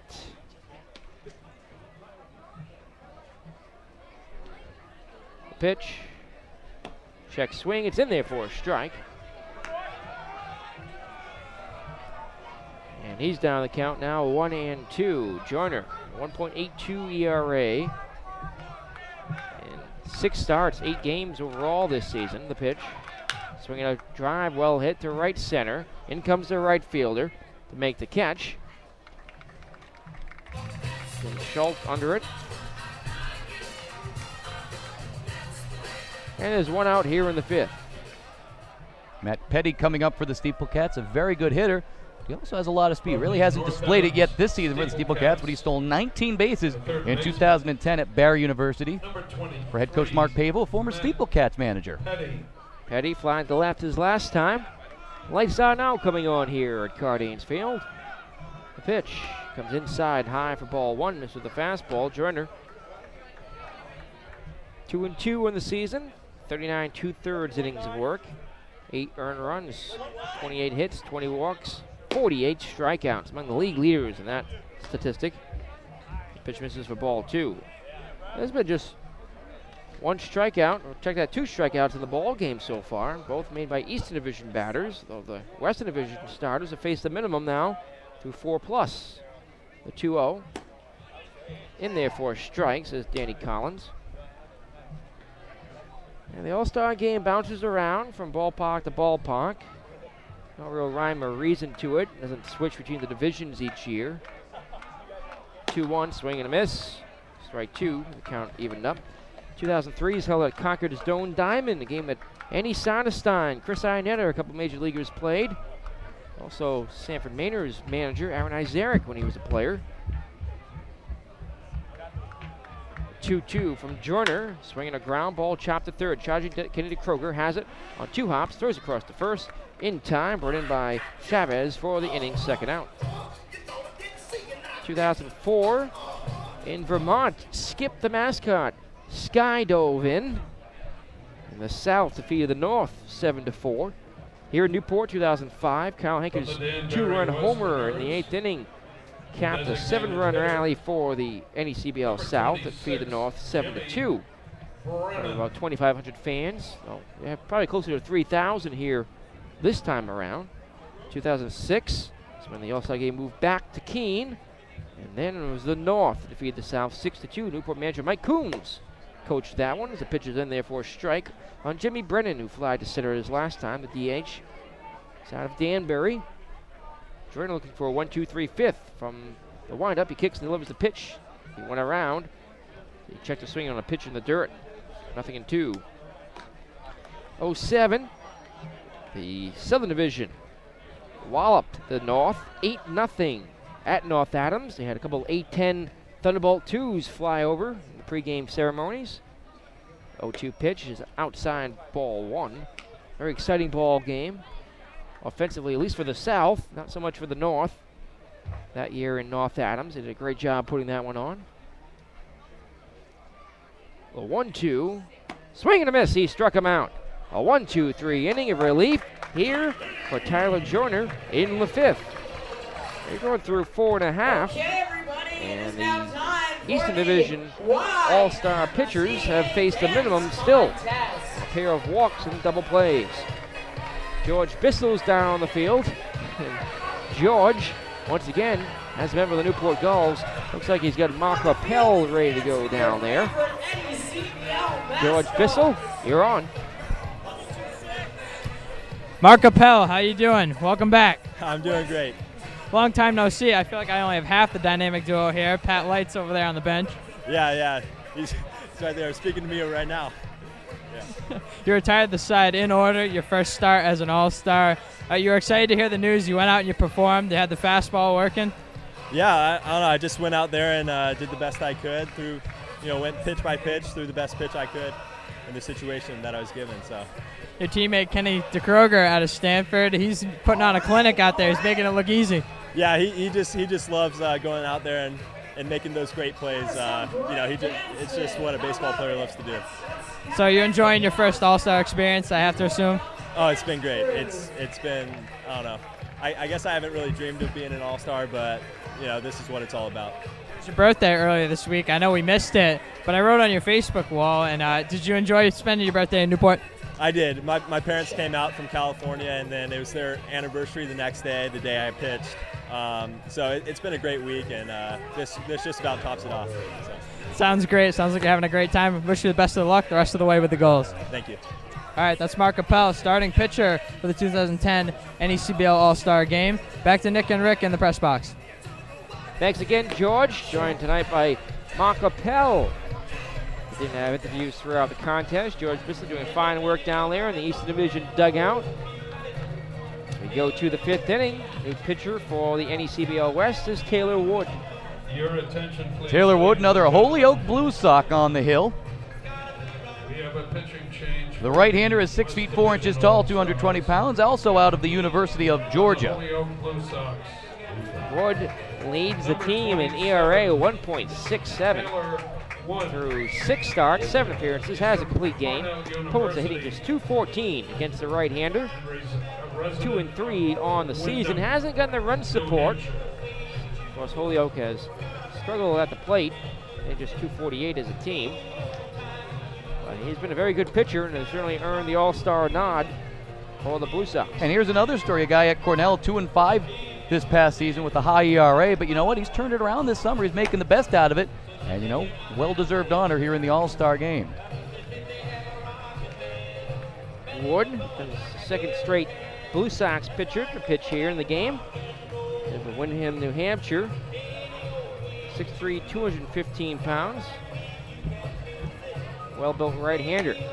No defensive changes in the game yet, other than the pitcher, of course, for the NECBL West. As the East will send up 3, 4, and 5 here in the 5th. The last chance at bat for the NECBL Eastern Division starters. We were told by the manager, Jeff Waldron, that the reserves would take over for the 6th inning. Leading off the 5th inning. Kenny DeKroger is 2 for 2. Pair of singles. From the Newport Gulls. And a Newport gull flies across the field here, a literal one. That was a big gull. Not as big as Gully, the mascot, joined by several other mascots here tonight. A slider missing, as is Bruce D. Moose and everyone's favorite Skip with the water gun of his. From Vermont, Kroger stands in the pitch, swinging a pop-up in the air to the right side. Under it, the right fielder. Reaching up to make the catch is Jeremy Baltz for out number 1. The Kroger set down for the first time. Wood will continue to be efficient, though. I'm sure he'd like to throw a few more fastballs with the scouts behind home plate. Jim Schultz steps up. He's 0 for 1, a strikeout and a walk. It's old-fashioned, but nothing catches the attention of the scouts like a good old heater. From the wind up the pitch, a ground ball hit to the right side. That will be through for a base hit. Pass it down to second baseman Nathan's Jim Schultz. Isn't surprising anybody here with a hit in the All-Star game. Schultz came in hitting .348 as his first hit of the contest. Of course, he walked and struck out. Now 1-2. The designated hitter, number 23. That's the 7th hit now for the East, all of them singles. Matt Blow just joined George Bissell a few moments ago. We got one more shot here at the plate, most likely. He fly to left and ground out 4-3, though he is the DH. The pitch, breaking ball, drops in there for a strike. Good curve from Wood.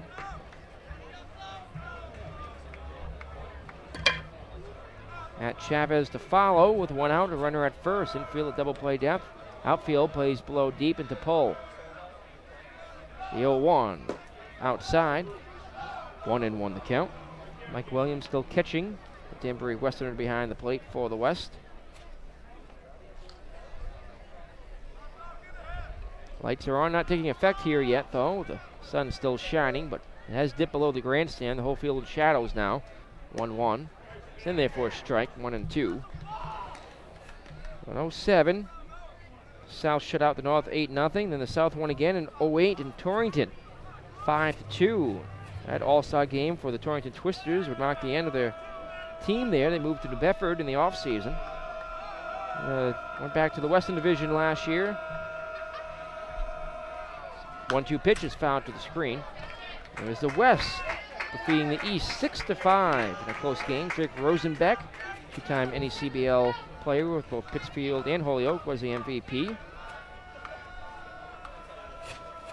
Of course, it was the first ever West-East All-Star game, though the divisions used to be West and East. Pitch, swing and a miss. Struck him out. Blow went around on a breaking ball in the dirt. And he'll finish 0 for 3. It's a tough pitch for Williams to handle, but no need to apply the tag as first base was occupied. The first baseman, number 25, Matt Chavez. Since 2004, the Eastern Division, or Southern Division, depending what year you're talking about, leads the West 4-2. The All-Star game wins. I joked with George Bissell the other day, said this one counts. Oh, not for home field advantage in the championship game, certainly. The pitch is swung on, hit in the air to right field. Going back to right field, still backpedaling at the wall. Jerry Baltz reaches up to make the catch, is back to the wall, hangs on for the out. That retires the side to go. The Eastern Division strands a runner. And after 5 full here from Cardines Field in Newport, Rhode Island, in the 2010 NECBL All-Star Game, it's still the East Division 3 and the Western Division nothing. Here on the NECBL Broadcast Network, I'm Nick Lima, joined by Rick Simudgen. Now back down on the field, we have George Bissell getting set to join us.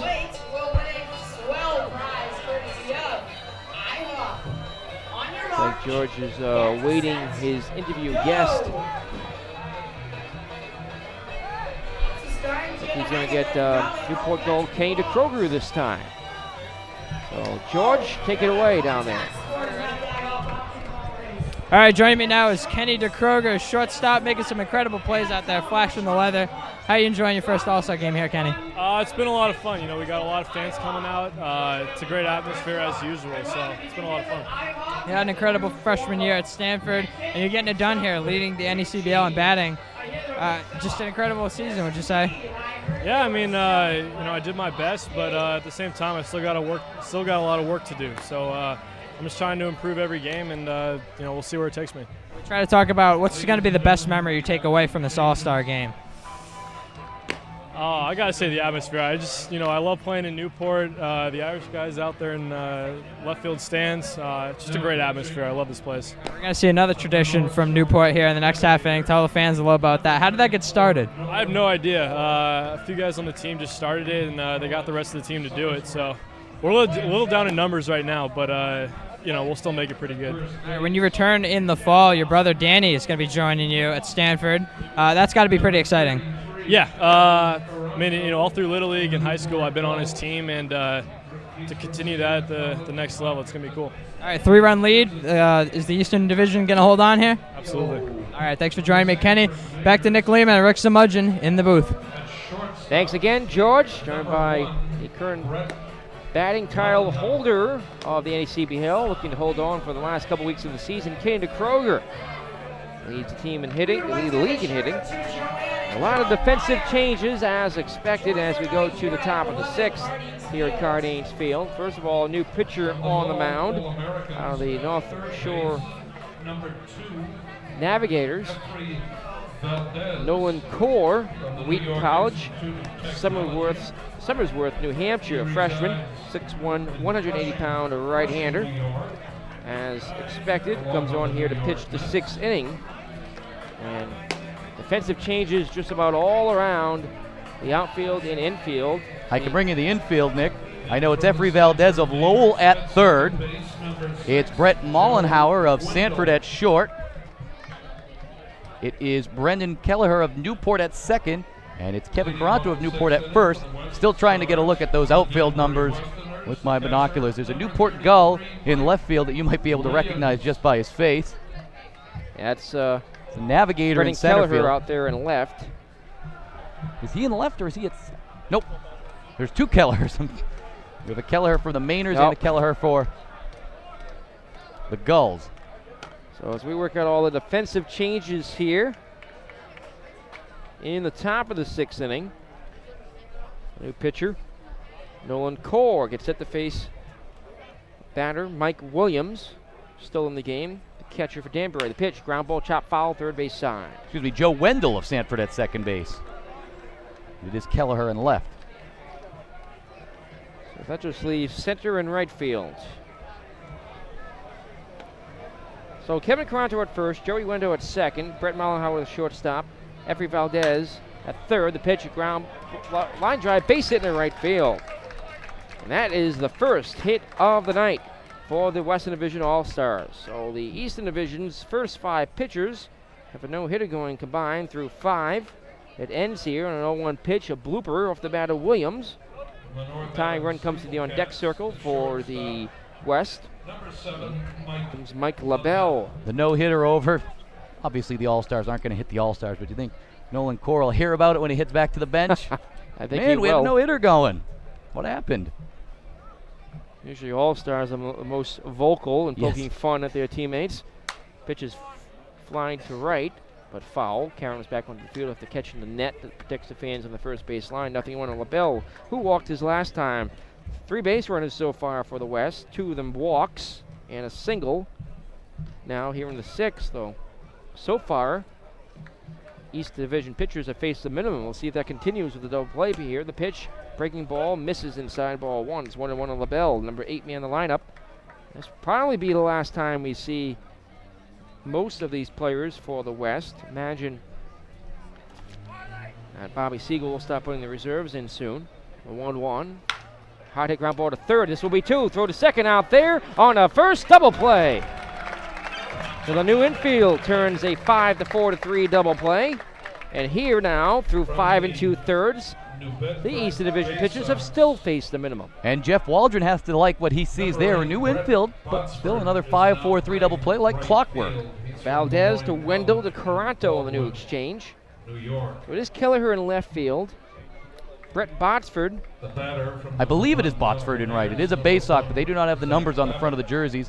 And I believe it is Banos of the Navigators in center. Pitch is swung on, hitting the end of center field. In comes the center field, Banos to make the catch for the out that retires the sign. So the no-hitter of these 6 combined pitchers ends, but after 5.5 at Cardines Field, the East Division pitchers have still faced the minimum, and we'll send it down to the fence now. Looks like they're going to keep the tradition alive here at Cardanes Field, as George Bissell will also have an interview with Danbury Westerners broadcaster. So as George gets set up down there, we'll have one camera getting a shot of the tradition of Love Is Gone, and another camera fading back and forth between George and our interview guest. George Bissell, take it away. Melissa Barrett, the voice of the Danbury Westerners. How are you enjoying your All-Star game tonight? We're enjoying it a lot. Unfortunately, the score is not going quite the way we wanted it to, but you know, we're doing well here. Now, you've seen the Love Is Gone tradition. How do you like it? I like it a lot, actually. I like how the other Eastern teams are joining in with them. I wasn't sure if they were going to do that tonight, but I'm happy that they did. It's not just the Gulls, it's the whole Eastern Division All-Star team singing Love Is Gone. You get a shot of it right here. So, Melissa, tell us a little about the Danbury Westerners in this All-Star game. We haven't interviewed any of them yet, but give us a good idea of what they've been doing this season. Well, we have 6 All-Stars today. We have 4 of them are starting. Of course, you saw the first pitcher, Mike Hochschild. He's our starter. The catcher, Mike Williams, second base with Tucker Nathans, and our DH for the entire Western Division was Jimmy Brennan. They've been doing pretty well. They're all batting over 300. You know, it's been a really great season. Tucker Nathans is leading the NECBL in home runs with 5. They're all just doing a really great job, and they really deserve to be here. All right, well, enjoy the rest of the game, Melissa. Yeah. There you have it. Love Is Gone and the lovely Melissa Barrett here on the NECBL Network. Back to Nick Lehman and Rick Zamudgeon in the booth. Thanks a lot, George Bissell and Melissa, for joining us as well. And the Eastern Division did keep the tradition alive by keeping the Love Is Gone dance going on the fence in front of the first base dugout here. And Mal Capel and Pat Light, of course, both tipped their hats to the cheering crowd with the curtain call afterwards.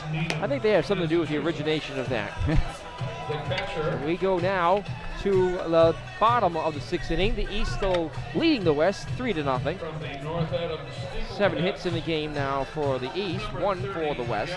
Over the bottom of the order for the Western Division here, or for the Eastern Division rather, to face the Western Division pitcher in the 6th. The new pitcher will be Tucker Healy of the Bristol Collegiate Baseball Club. Healy out of Ithaca College in Needham, Massachusetts. Whereas lucky number 7, 6 foot, 108-pound left-hander. Or rather, right-hander. He bats lefty. It's not a combination you see too often. Well, I do the same thing. Or excuse me, I'm mixing it up. It's the bat throws left, bats righty you don't see too often. Yep. Because I'm confused now too. As we see more wholesale changes now for the Western Division. I know it's Garrett Gray behind the plate, just trying to figure out the rest. Go with what you know. So work on that. From the stretch at the letters he deals, the pitch is outside. 2-0 the count here. It's Doug Elliott. Sanford Raiders catcher came in defensively in the 4th. It's his first trip to the plate here. Keeson Kalankowski finishes the night 0 for 2 with a reach on an error and struck out. The 2-0 swung on and hit in the air down the right field line, giving chase to first baseman in foul territory. We'll watch it sail out of play. Number 8, Doug Elliott.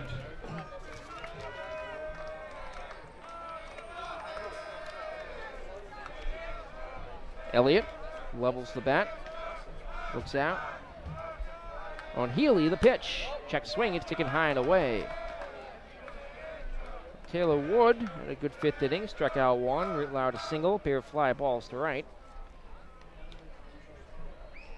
So the pitch is in there for a strike. 2-2, the count on Elliott.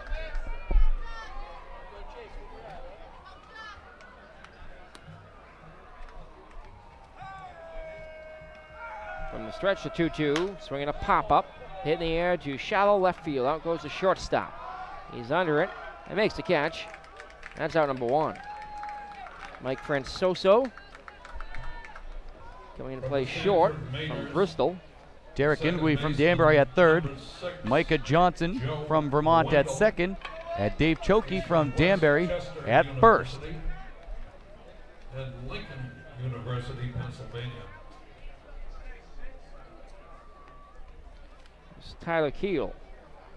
Check that. The pitch is on the outside corner, a called strike to the batter here. Joe Wendell. Joey Wendell came in defensively in the top half of the inning. So now we're going to see a lot of changes moving forward. See bat for the first time. All the starters now lifted. Pitch, swinging a hot hit ball, but foul. Back to the screen. Comes down the line towards the third base coach's box. There's 0-2 to Wendell, the Sanford Mainer, who comes in hitting .325. That's second on the Mainers. 2 homers, 14 RBI. Sanford's second baseman. The pitch, ground ball, bounce up the middle, and through for a base hit. Bounding past the shortstop and the second baseman across paths. That's the 8th hit of the contest for the East.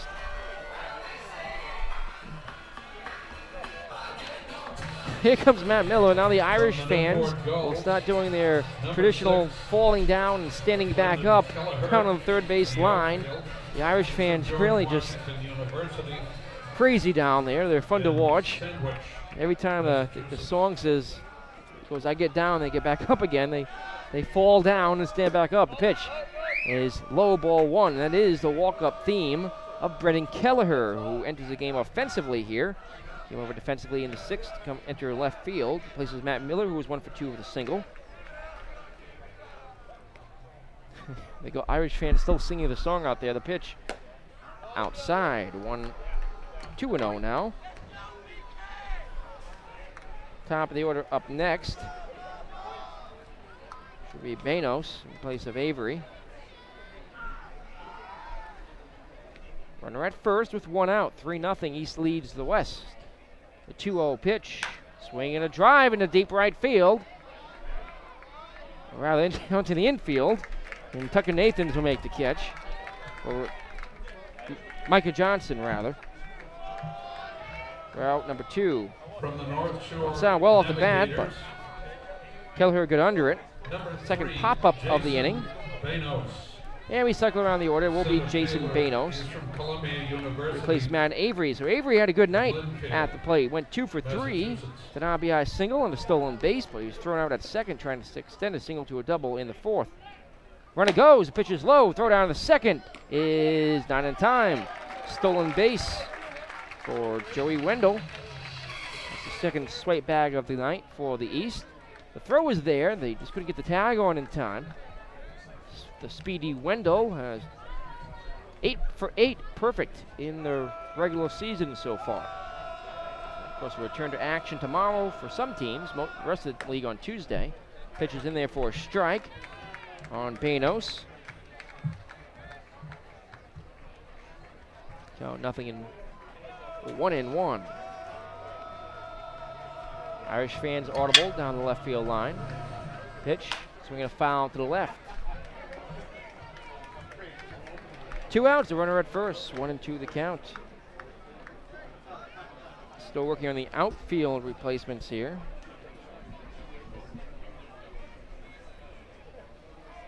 It is Inquiry at third now, Francoso at short, Johnson at second, Choki at first. Pitch, pop up, foul. And caroms off the screen right back onto the field. Keen swamp bat in the left field, I do believe. Tough to see the numbers that far away, even with binoculars. Bristol, you can see them from miles away. That's number 25 of Bristol in center field. That'd be Michael Gallick, the Galloping Gallic, won the 60-yard dash. Gallick in center, Garrett Gray, the new catcher behind the plate. From the stretch, the 1-2 is low. Runner at second here. Thanks to Wendell's stolen base. The lineup card getting messier and messier as we go. And I believe it's Klefchinsky of the Swamp Bats in right. Home Run Derby fame. 2-2 the count to Banos in his first at-bat of the ball game. The pitch. Swinging a high drive to deep right field. Way back it goes. This one is a home run. Jason Banos opens up a 5-0 lead for the NECBL East with a towering shot to right. That one just cleared the fence out there as a laser to right field over the 28-foot high fence. And the East now leads the West 5-0. First home run of the contest, first extra base hit. Jason Banos is 1 for 1 with a big 2-run blast. What a moment for Jason Banos, hitting a 2-run shot here in this All-Star game with his team up 3-0, puts them up 5-0. That might be what puts them over the top. Certainly a very talented Western Division team. But at this point in the ballgame, 5 runs against some of the best in relief pitching. That'll be awfully tough. The East has gotten 3 hits out of that leadoff spot tonight. Avery had to deal at 2. Now, pitch is in there for a strike. The low All-American.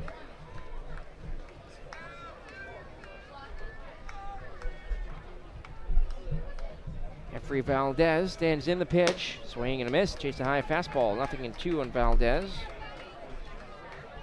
Places Anthony Gomez, who went 1 for 3 with an infield single and an RBI groundout.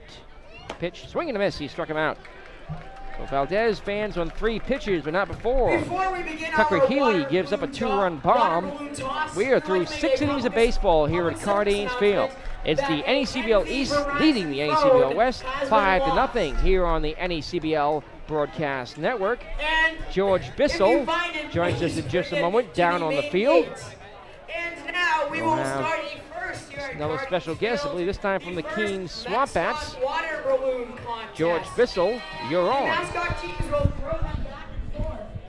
Welcome, Alex Birch, the voice of the Keene Swamp Bats. How are you doing today, Alex? Doing very well. As you see, I got my All-Star Game t-shirt and absolutely loving it here. Of course, those available at the goalie stand right down the right field line. So you must be having a great time. I am. We have a great Keene contingent over there. You can hear them from miles away. Not like the Irishmen here. You can hear for miles and miles on end. Well, the Irish Army are impressive, but your cheering section got loud. You guys had the home run winner in the Derby earlier today. That we did. Ben Klefczynski is a phenomenally talented player who can really do some great things, and I'm glad he showed it in the home run derby. Another player who drew rave reviews today was Tyler Maloof, the lefty, retired the side in order and had some of these players in the dugout just mystified. Has he been doing that all year? Well, I hate to correct you on air, but that was Alex Wood, number 24, and he is simply outstanding. He is one of the most talented pitchers I've ever been around, and if he could get a changeup going that is consistent like he showed today, no one should be able to touch it. So Alex Wood, dominant. Keene hasn't been having the greatest of seasons, but they're looking to turn it around and make the playoffs. Do you think they're going to? You know, they've won 4 in a row, and now they're in a 4-game losing streak. You never know what's going to happen, but I think they're going to turn it around right at the right time towards playoffs. All right, we want to wish you, Alex, and the Keene Swamp Bats a great rest of the regular season and a great rest of the All-Star game. Thank you very much. All right, back to Nick Lima and Rick Zamudgeon in the press box. Thank you very much, George Bissell. And here to take you with the play-by-play story. Once again, the voice of the NECBL West, Rick Smudgeon. Thank you very much, Nick Lima. New pitcher on the mound for the Eastern Division All-Stars. Once again, it's Creighton Beer, the lefty out of Baylor University. He pitches for the North Shore Navigators, a native of Highland Park, Texas. He's 5 feet 11 inches tall, weighs 170 pounds. And the left fielder that we couldn't ID was Mark Onorati of the Swamp Bats, and he'll lead off this inning. In his first at-bat after taking over for Kyle Saul. Saul had gone for 0 for 2, but a lot of players on the West went 0 for 2 tonight. New York. Onorati quickly with a 1-1 count. Onorati came in last inning as a defensive replacement. Lifts this pitch to the shortstop position. Mollenhauer is there for the out. So now through 6 1/3, Western Division pitchers have faced the minimum still. And that'll bring up Micah Johnson, the second baseman from Vermont. Micah Johnson out of the University of Indiana.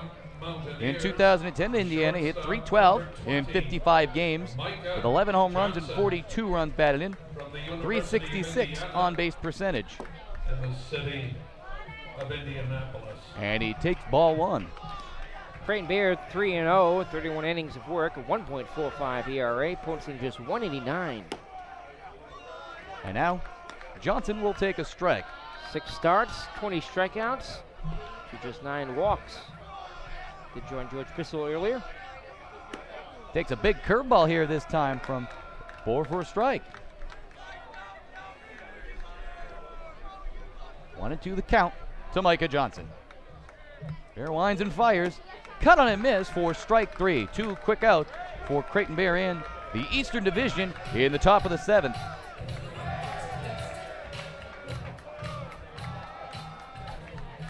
And that might just be the second strikeout for Eastern Division pitchers tonight. And that'll bring up Ben Klefczynski, the home run king from earlier today. He takes a good fastball over the inside corner for a strike. Baltz had been 0 for 2. So another swamp bat in the 3-hole now. Big curveball. This one misses inside, though. From the Keene Swamp Bats, number 17, Ben Klaczynski. Now we'll take another fastball over the outside corner for a strike. 1-2 the count to Klafczynski. The pitch is a curveball that's fouled away at the dish. Klafczynski doing a good job of staying alive. Hard to believe we're already 2/3 of the way through this game. It is breezed by.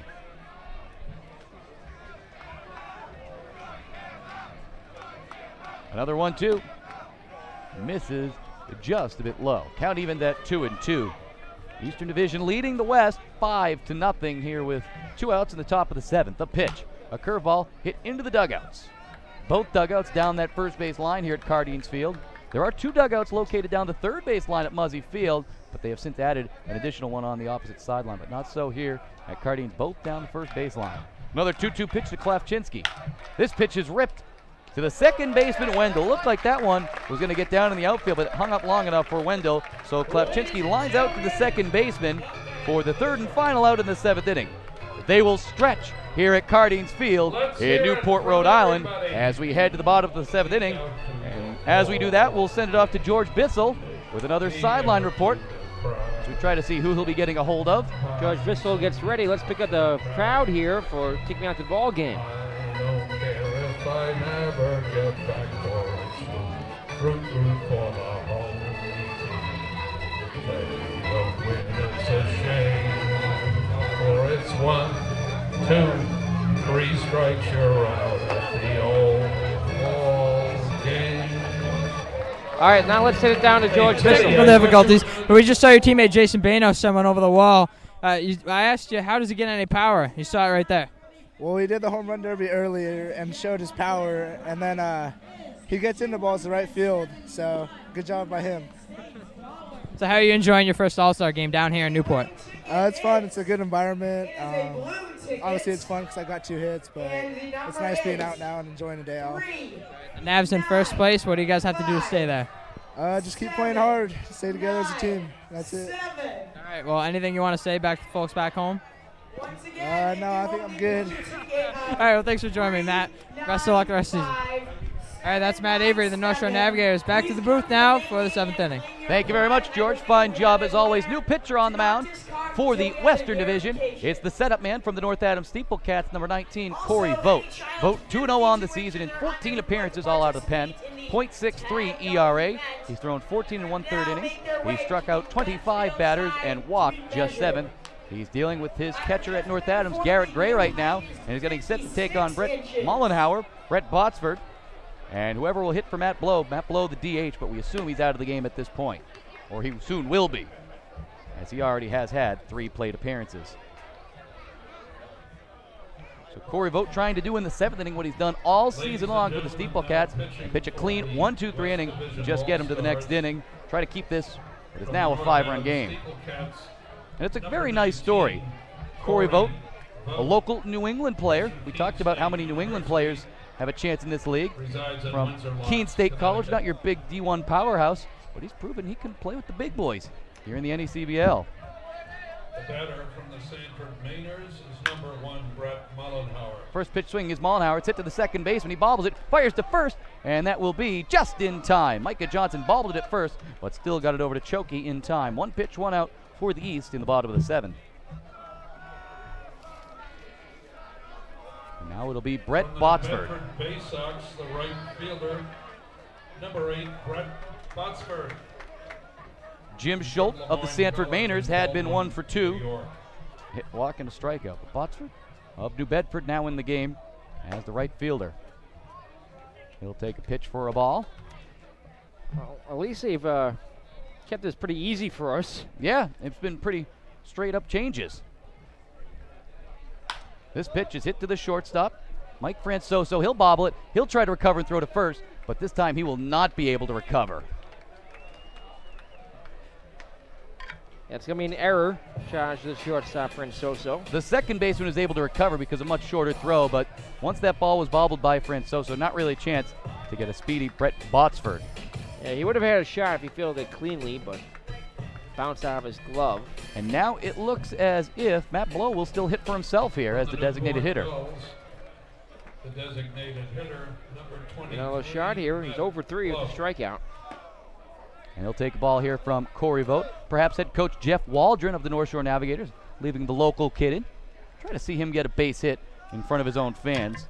Could be the last at-bat for this spot in the order tonight with the 5-run lead here in the bottom of the 7th.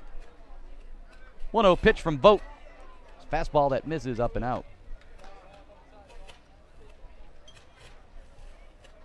Vogt is the 7th pitcher in 7 innings tonight for the West.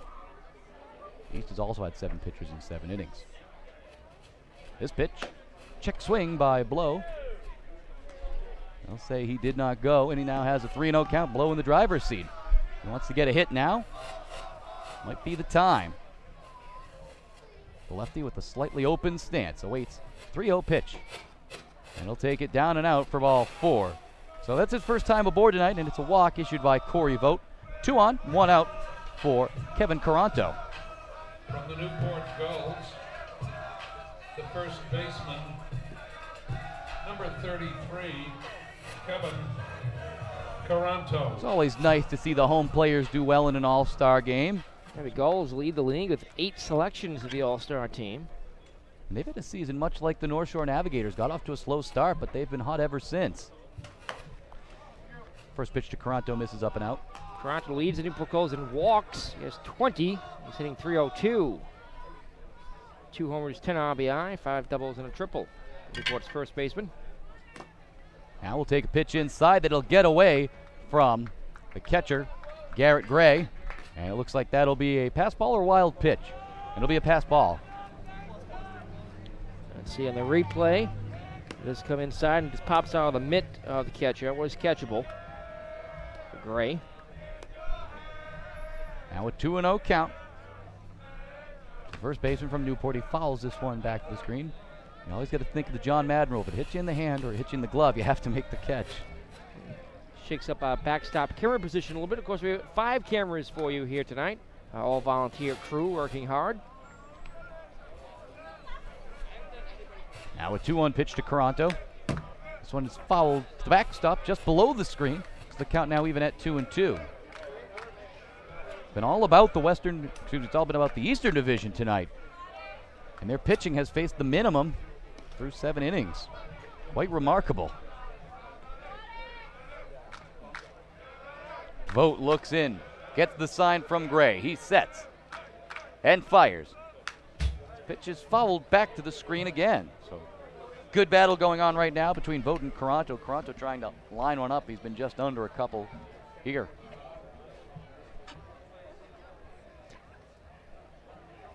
Caranto, the lefty, steps in. Runners at the corners. Vogt, the righty, sets and fires. This pitch is smacked into right field for a base hit. Botsford will score from third, and the East will go up 6-0 thanks to the RBI single from Newport Gull, Kevin Caranto. Now 2 goals on base at first and second as Blow advances to second base. The error harming the West here. From the Newport Gulls, Botsford comes in to score. And unfortunately for Corey Vogt, something like that I don't believe has personally affected him. He's seen it personally affect a lot of pitchers on that Steeple Cats pitching staff this season. Errors leading to runs for the opponents. Now another goal comes to bat. Bryce Nugent. Looks like we'll have another pinch hitter. A pinch hit for Doug Elliott. Doug Elliott went 0 for 1, and this pitch is fouled away. Better call. That's why Kalinkowski was lifted early. I guess Waldron wanted to give all 3 of his catchers a couple of innings. And why not? They earned it.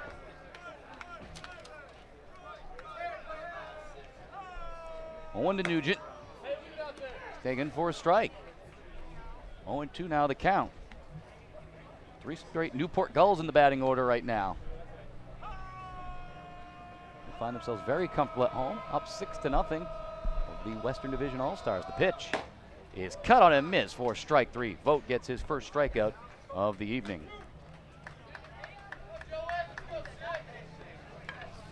And now Joe Wendell of the Sanford Mainers will come up. Will try to extend the inning, try to give his team a couple more insurance runs. Jerry Siegel stole a base in the 6th, came around to score in a 2-run blast by Jason Banos. The lefty steps in. Doesn't wear any batting gloves. Here's the first pitch of the at-bat from Vogt. He swings, lifts it out to right center field. The second baseman, center fielder, and right fielder all come over. And it will be the right fielder, Klafczynski, under it for the out. So one run comes across, and now the Eastern Division leads the Western Division by a score of 6-0. We head to the 8th inning in just a moment on the NECBL Broadcast Network. But before we do, we'll hand it off to George Bissell. Looks like he'll be interviewing a member of the Lowell All-Americans once he can get his microphone together. George, take it away. Matt Miller, how you doing? I'm good. You've been named to the All-Star team. Are you at all surprised? Are you excited to be here? I'm very excited to be here. You know, it's a great honor. Prestigious league down in Newport, great venue. Yeah, it's a great honor. So how are you enjoying your summer with the Lowell All-Americans? It's good. It's good experience, good exposure. Wins and losses aren't really there for us right now, but hopefully we can turn that around in the second half. But definitely enjoying my time. Tell us a little about your teammate, Efrey Valdez. Efrey's a free swinging power hitter. I mean, that kid swings. He's like Vlad Guerrero. That kid swings at everything and he hits the ball hard, man. Everything. All right, so Lowell not having the greatest of seasons, but what do you guys need to do to turn things around, start getting some wins here? Yeah, we started to swing the bats a lot better the last couple nights out, so hopefully we can ride that momentum into the second half. We got a long stretch of games, like 13 or 14 throughout the season. I don't think we have another night off, but if we get rolling, we can run out some wins. All right, so where are you from, Matt? Tell us a little about yourself. I'm from Sudbury, Massachusetts. It's about 35 minutes west of Boston. I go to Northeastern University, so pretty local guy. All right, you want to give any shout-outs to any family or friends watching back home? All my family's here, so yeah. There you go. They must be having a great time here in Newport. Yeah, they are. Thank you. All right, we want to wish you the best and Lowell the best the rest of the season. Right, appreciate it. Thanks a lot. All right, there you have it. Matt Miller of the Lowell All-Americans. Back to Nick and Rick in the booth. Thanks, George. Matt Miller, the Northeastern University Husky. Of course, Carlos Pena, probably the most famous Husky to come out of Northeastern's baseball program. But it's a new pitcher on the mound here in the top of the 8th inning for the Eastern Division All-Stars. Brian Gauthier. And it appears to be number 17, Brian Gauthier. He's waiting for the public address announcer to hear his pronunciation. I'll go with that. The Steeple Cats have a pitcher named Eric Peralt, and a lot of people call him Perosi. You never know for sure. Gauthier, the pitcher for the North Shore Navigators. And here in the NECBL Eastern Division.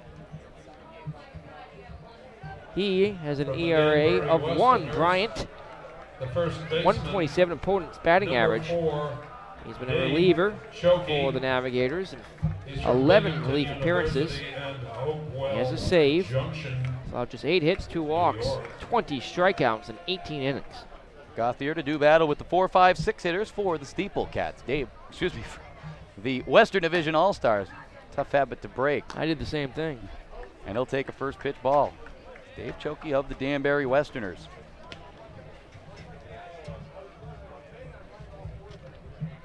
This pitch is in there for a strike. Dave Chokey out of Binghamton University in 2010 at Binghamton in the America East, a .366 hitter, 7 home runs, 57 runs batted in, 428 OBP. And he takes a strike here now, behind in the count, 1-2. That fastball coming in 86 according to the radar gun here. Of course, the scouts have theirs trained behind home plate too. 1-2 pitch from Gauthier is in the dirt. That'll skip right in front of the right ankle of Chokey. Took a bit off that breaking ball, coming in at 78.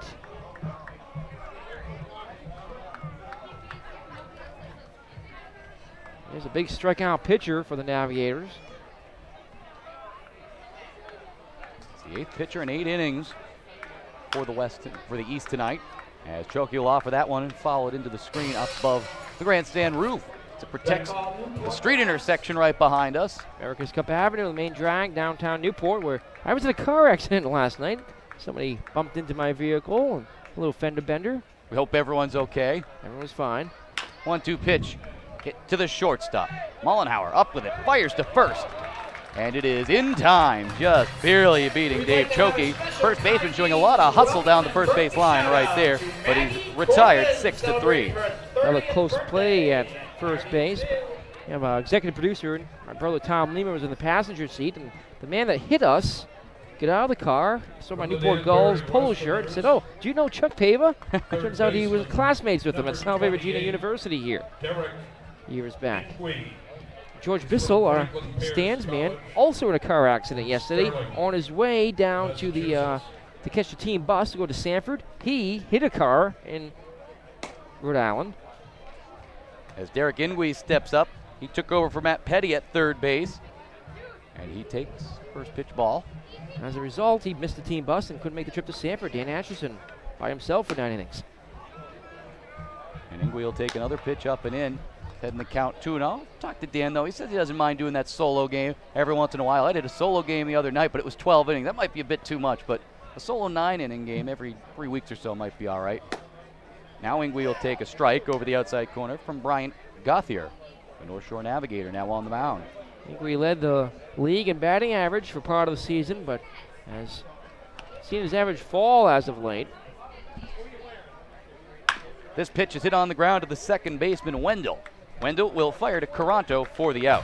2 ground outs for Gauthier here in the 8th inning, and it's up. The designated hitter to extend things. Let's see who comes up. It was Jimmy Brennan. Last we saw the DH hole, DH position. It will no longer be Brennan. It'll be a Vermont Mountaineer. That's the number 8, right? Mountaineers sporting those dark uniforms. Usually they've got the green ones, but they're wearing the alternate road uniforms tonight. Getting word it's Nick Martinez.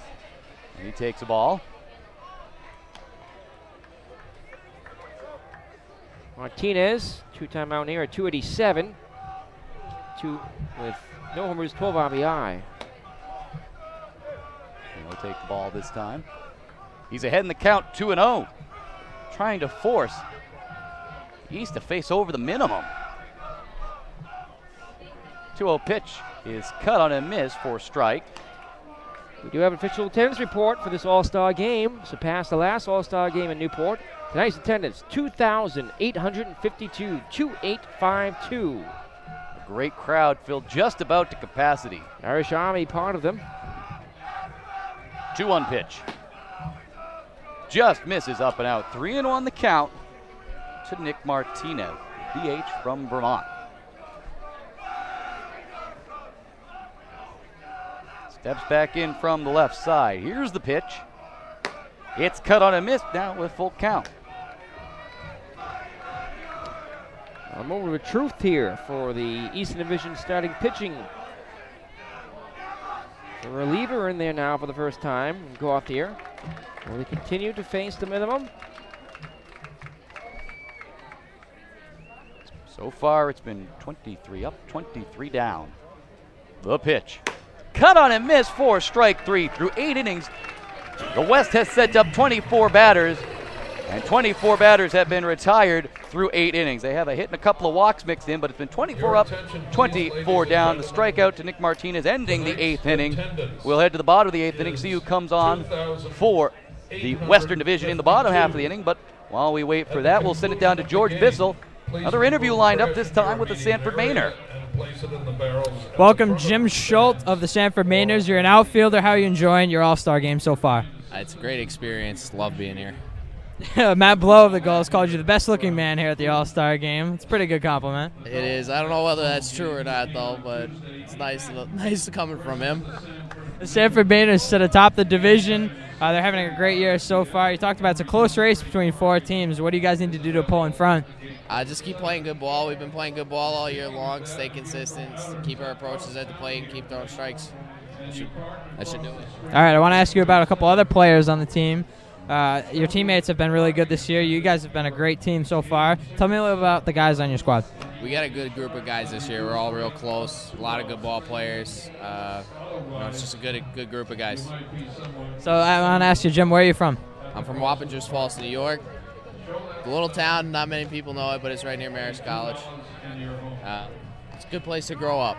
Where do you go to school? I go to Eastern Connecticut State. It's a great ball field. I'll tell you, it's better than some AAA ballparks. You know the park? It's a real nice field. Coach Halawadi keeps it meticulous up there. He does a great job keeping us in line up there too.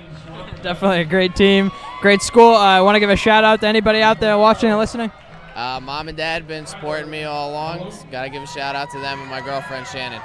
All right, thanks for joining me, Jim. Best of luck the rest of the season. All right, that's Jim Schultz of the Sanford Mainers. Let's send it back up to the booth with Nick Lima and Rick Zamut for the rest of the game. That's George Bissell. I'm Rick Smudgeon, joined by Nick Lima. Nick Lima, the Eastern Division All-Star announcer for the second consecutive year. My name's Rick Smudgeon. Once again, glad to be with Nick Lima. There's a new pitcher on the mound for the Western Division All-Stars. It's the righty for the Keene Swamp Bats, Tyler Maloof. 6 feet 1 inches tall, 190 pounds. Attends school at the University of Georgia, a native of Winder, Georgia. This past season at the University of Georgia, he redshirted. So no numbers this past season at school for Maloof.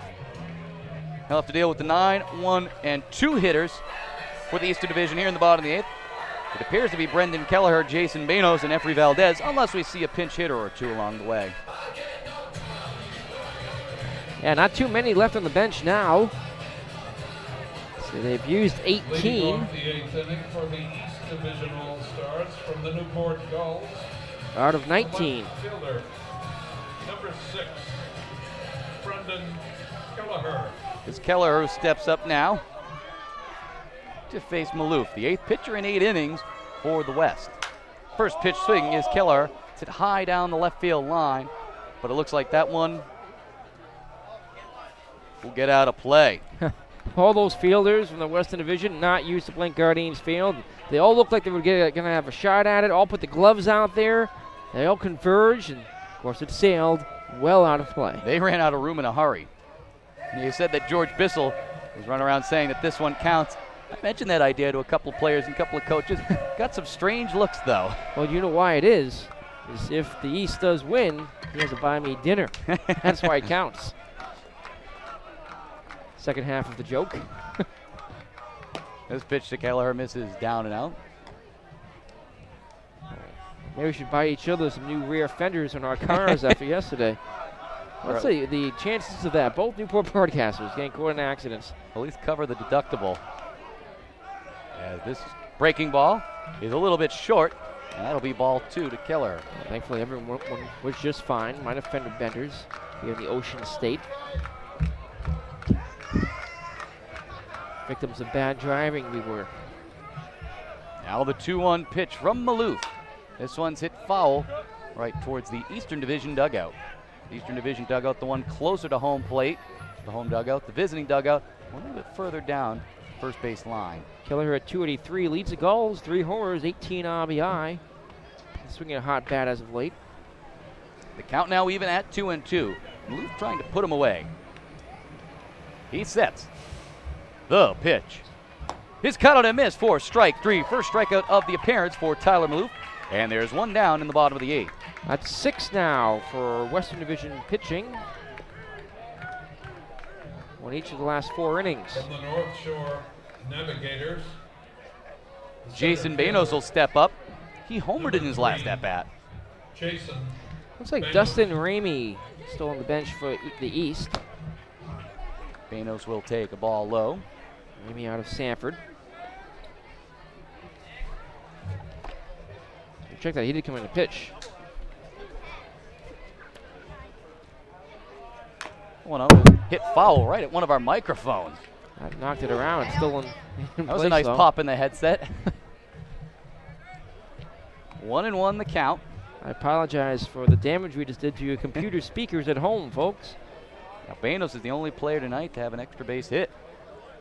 Yeah,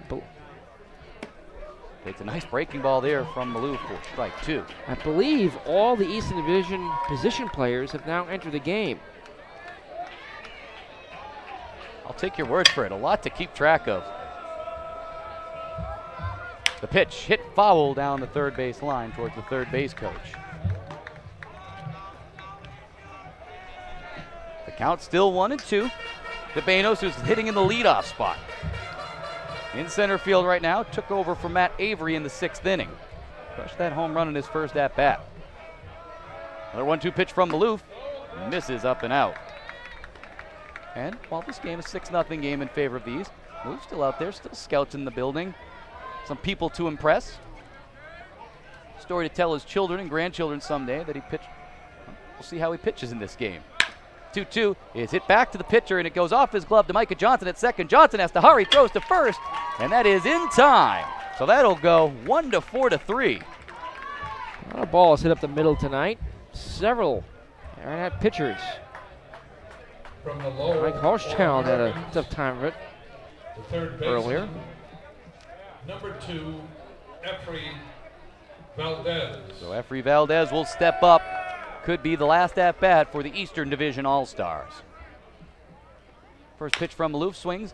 Hits it slowly to Ingwe at third. He's up with it over in front of the shortstop position. He'll fire to Chokey for the out. A little Danbury-Westerner connection right there as Valdez is retired. 5-3. So a strikeout and 2 groundouts and an impressive inning of relief for Tyler Malouf. We head to the ninth with the West needing 6 runs to tie the East. They trail the East 6-0 here on the NECBL Broadcast Network. And likely we will play a full ninth inning regardless of how well the Western Division All-Stars bat here in the top of the ninth, with Newport's closer, Seth Simmons, coming out to close things out for the East. We will likely see a bottom of the ninth to give everyone an opportunity to play in this game. One more shot for players to bat to continue to follow the tradition. Let's head down to the field and George Bissell.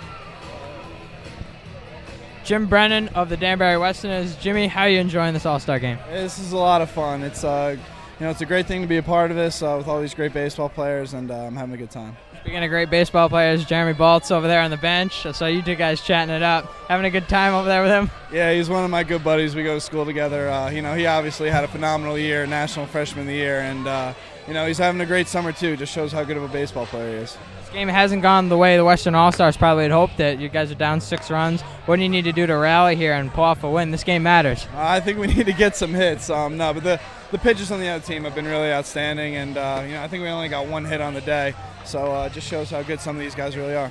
All right, so Danbury, they're sitting atop the Western Division here. Just a couple games left. What do you guys need to do to pull off some wins and get home field advantage? We just need to get hot again. We're on a little bit of a losing streak right now. But, just one of those games, get a couple hits, put some things together, and get hot again, and, we'll be all right heading into the playoffs. All right, so, Jim, where are you from? I'm from Suffern, New York, St. John's University. Oh, that's great. You want to give a shout-out to anybody out there at St. John's, or maybe family back home if they're not here? I'll give a shout-out to my parents. They're up in the stands.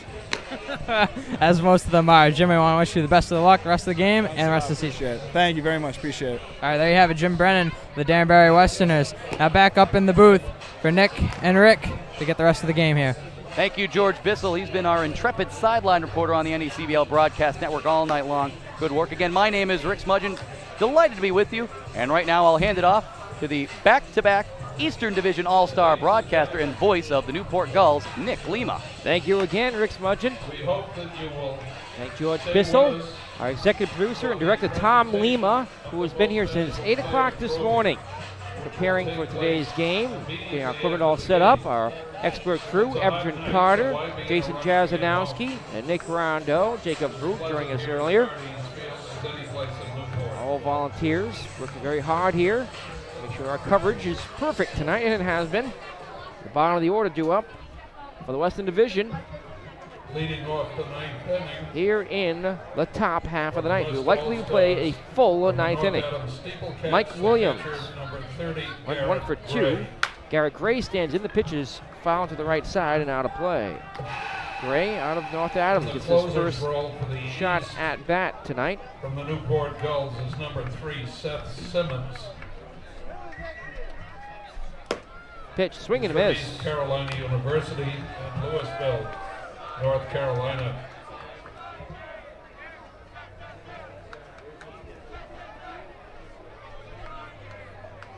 Simmons comes to the stretch at the belt. The pitch, high and away. Seth, an outstanding closer for the Newport Gulls. 6 saves, an ERA of 1.0. 8 hits, 4 walks, 28 strikeouts, and 13 games he's appeared in. This pitch, so strike 3 called. His first strikeout for Simmons, and the 4th of the night for Eastern Division pitching. Has now faced a minimum through 8 1/3. 2 more outs to go for a perfect lineup card. From Bristol For the Collegiate, NECBL Eastern the Division pitching shortstop, staff, number 9 33, strong, Mike allowed just Francis 1 hit Soso. and 2 He's walks. from the University of Maine. 3 double plays turned Resides tonight. in Portsmouth, The 5-4-3 New Hampshire. variety, 2 of them, and 1 in a liner, 9-3. The pitch, swing a foul to the left side and out of play. Mike Francoso, bat for the first time. Not many at bats for the Western Division. 3 for each lineup spot. Pitch is missing outside. Count even at 1-1. Simmons, a hard throwing right-hander. Out of East Carolina and Louisville, North Carolina. Another great closer. More of a long line of good closers for the Newport Gulls. Pitch is fouled to the left, and he's down the count, 1-2. Simmons has struck out the side a few times this season. In relief at Newport, he's done some long relief when he's been needed and been outstanding. And his ERA sits at 1. Opponent sitting just 133 and has 6 saves. 6-0 lead here. The 1-2 pitch. A ground ball hit towards the right side. Charging the second baseman. Wendell Fields was the first in time, and there are 2 out in the 9th. One more time, we will likely play the last of the 9th inning. But right now, the story of this All-Star game is a perfect just about 8 2/3. 1 hit allowed, 2 walks, and these 9 Eastern Division All-Stars are 1 out away from pitching a combined 1 hit shutout. Obviously, Jeff Waldron very happy with the performance of his squad, but all those Eastern Division coaches have to be smiling. They got it right. Last hope for the West stands up as Michael Gallup the pitch, swing a ground ball to second. He'll be stabbed by Wendell. He bobbles it, throws to first, and it is not in time.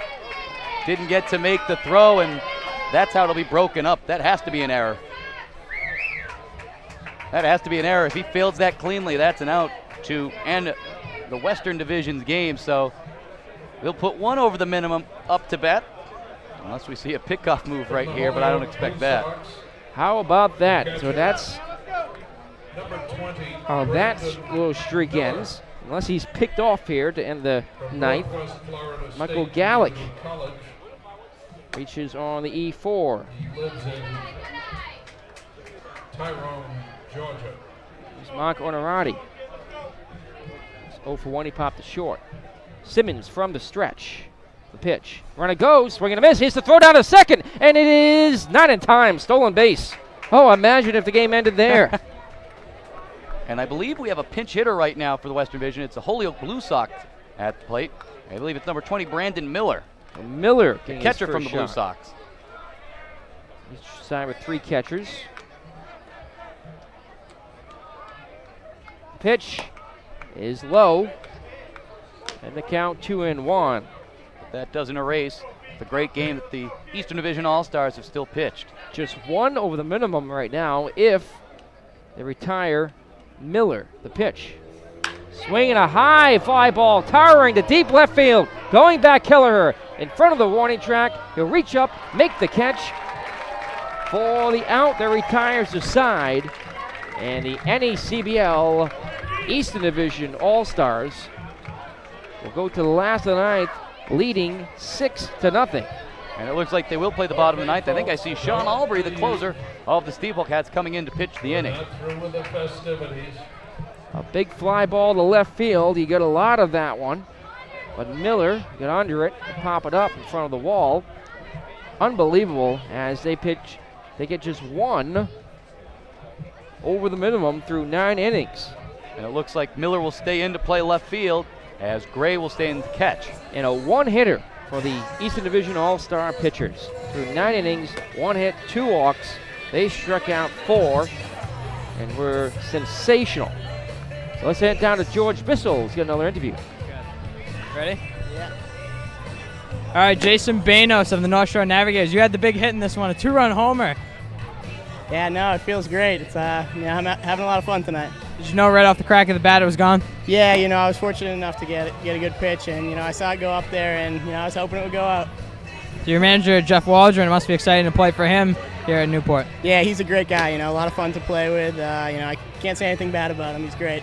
An interesting comment. It would have been 27 up, 27 down, but a 4th batter reached the plate, So it's just incredible pitching tonight for this Eastern Division. Yeah, no, we've had, this is a great staff. These guys all deserve to be here, and, they've had the opportunity to get out here, and, they've shown what they can do. So it's been fun. You got to see Cora, Gauthier, and Bear. Who do you think's the best one on your team? Who do you hate to face the most?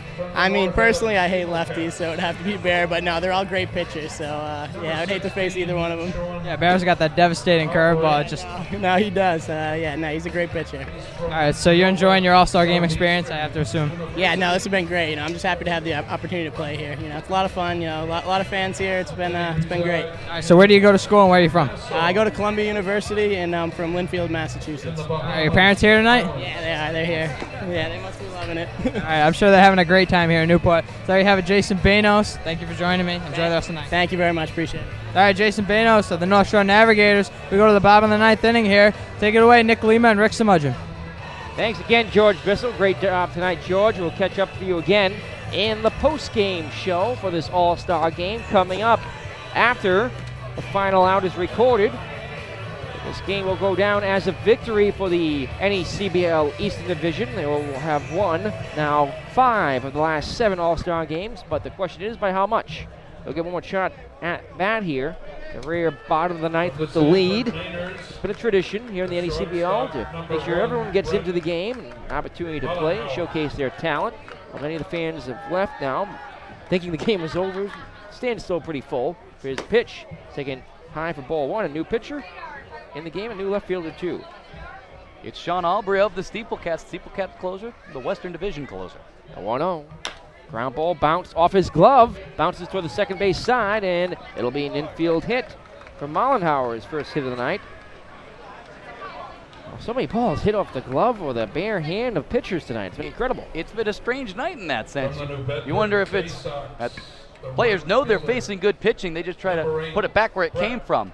Player told me that last year. When you're facing good pitching, just try to send it back where it came from, because if you're a little early, you'll pull it to left.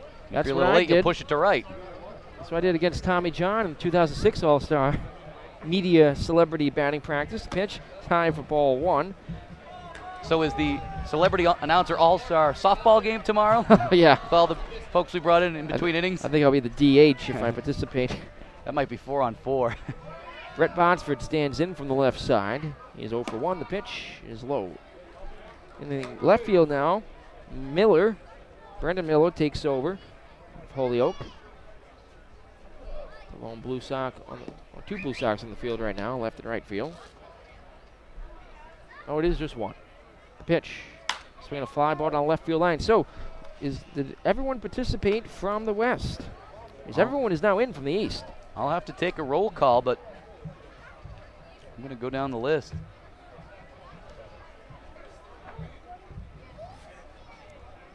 Raymond Frias I did not see in, but he is from Vermont. But we saw Nick Martinez coming, who wasn't on our roster to begin the night. Pitch from Albury is high and inside. Ball 3. It's possible that Martinez came instead of Raymond Frias. Which would mean just about everybody got in. Certainly that was the case for the East, but Jarrett Miller was lifted early, or was not able to participate because of his elbow injury. The pitch. Outside, ball 4. A 5-pitch walk issued to Brett Bonsford. Yeah, and the first quick look reach down, for the East. Excuse me, quick look down that Western Division roster.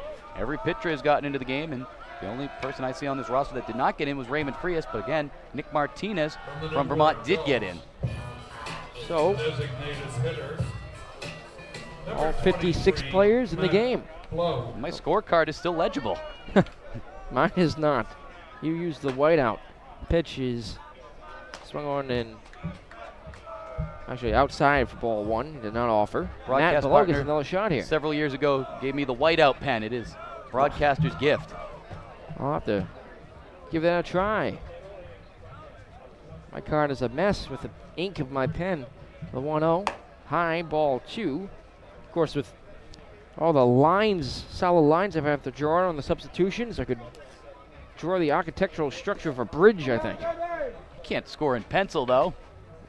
I'm a pen guy, especially when it's going to be bold and standing out at you. Exactly, and when you're in the sunlight at a lot of these stadiums, in the late afternoon, early evening, you just have that glare on your scorecard. I had professors in college that wouldn't grade exams written in pencil because the glare, they said, would put them to sleep. 2-0 the count of Matt Blow, who's 0 for 3 at the walk. The DH spot all night for Newport. The pitch, swing and a miss, strike one. He's been aboard, but he's still looking for his first base hit. I believe he's the only All-Star that'll have stayed in the entire game. Blow, hitting .294 in the season, 2 homers, 11 RBI, 5 doubles and a triple. The pitch, swing and a miss, strike two. Ugly swing late on a breaking ball outside. An ugly swing on a good curveball by Sean Albury. Took a lot off that, had a lot of break to it as well. 2 runners on with nobody out. We're in the last of the ninth. Eastern Division leads 6-0. One more shot at these players to show off their talents. And Sean Albury fires the pitches high, ball 3. The count worked full. Infield single for Mollenhauer. He stands at second. Bonsford walked at first base. 2,852, 2,852 the attendance here tonight. Stay tuned after the game. We'll have an extended post-game show following the presentation of the All-Star MVP. A 3-2 pitch. Swinging a line drive. Leaping grab by the shortstop. It doesn't have another play, but what a play by Mike Francoso. And he'll get a nice round of applause. Well deserved. And Matt Blow, he'll go back to the dugout disappointed. He got robbed right there. No two ways about it. Matt Blow could have had a big RBI hit right there, but Francoso robbed him of a single. And he'll finish the night 0 for 4 with a walk. Here comes another Gull, Kevin Carato. He is 1 for 1. Drove in a run with a single on the 7th. Nick Lima, Rick Smudgeon with you. George Bissell, our field reporter tonight. 2 on, 1 out. Last of the night, the pitch. Swinging a line drive, but hooking foul left side towards the shared bullpens. They share the dugouts, and they share the bullpens here. Very unique is Cardines Field. If not the most unique ballpark in New England, it's up there. Maybe in the whole country. The 0-1 was inside. It was rated by Baseball America as the 3rd best ballpark in the nation to play summer collegiate baseball in a few years back.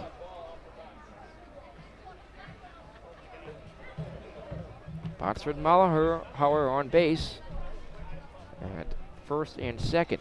Pitch is low, rolls away from the catcher, no advance for the base runners. 2-1 the count on Carato, very patient at the plate, has 20 walks on the season to lead the Newport Gulls. For a time was the league leader in free passes, but it's surpassed by several players. One hand, he pinwheels the bat in the on deck in the batter's box, and now stands in the pitch, taken inside under the wrists of Carato. Here we hit his count 3-1. So both dugouts on the same baseline here along the same lines. Back when the Green Bay Packers used to play some games in Milwaukee at the old County Stadium, both sidelines, both team benches would be on the same sideline. Much more dangerous than football. It's 3-1. Outside, ball 4. Both runners go. Double steal is on. The throw down to second is in time. Great throw from Micah Johnson. Guns down Brett Bonsford. Stolen base from Mollenhauer, but Bonsford is caught stealing for out number 2 here in the last of the ninth.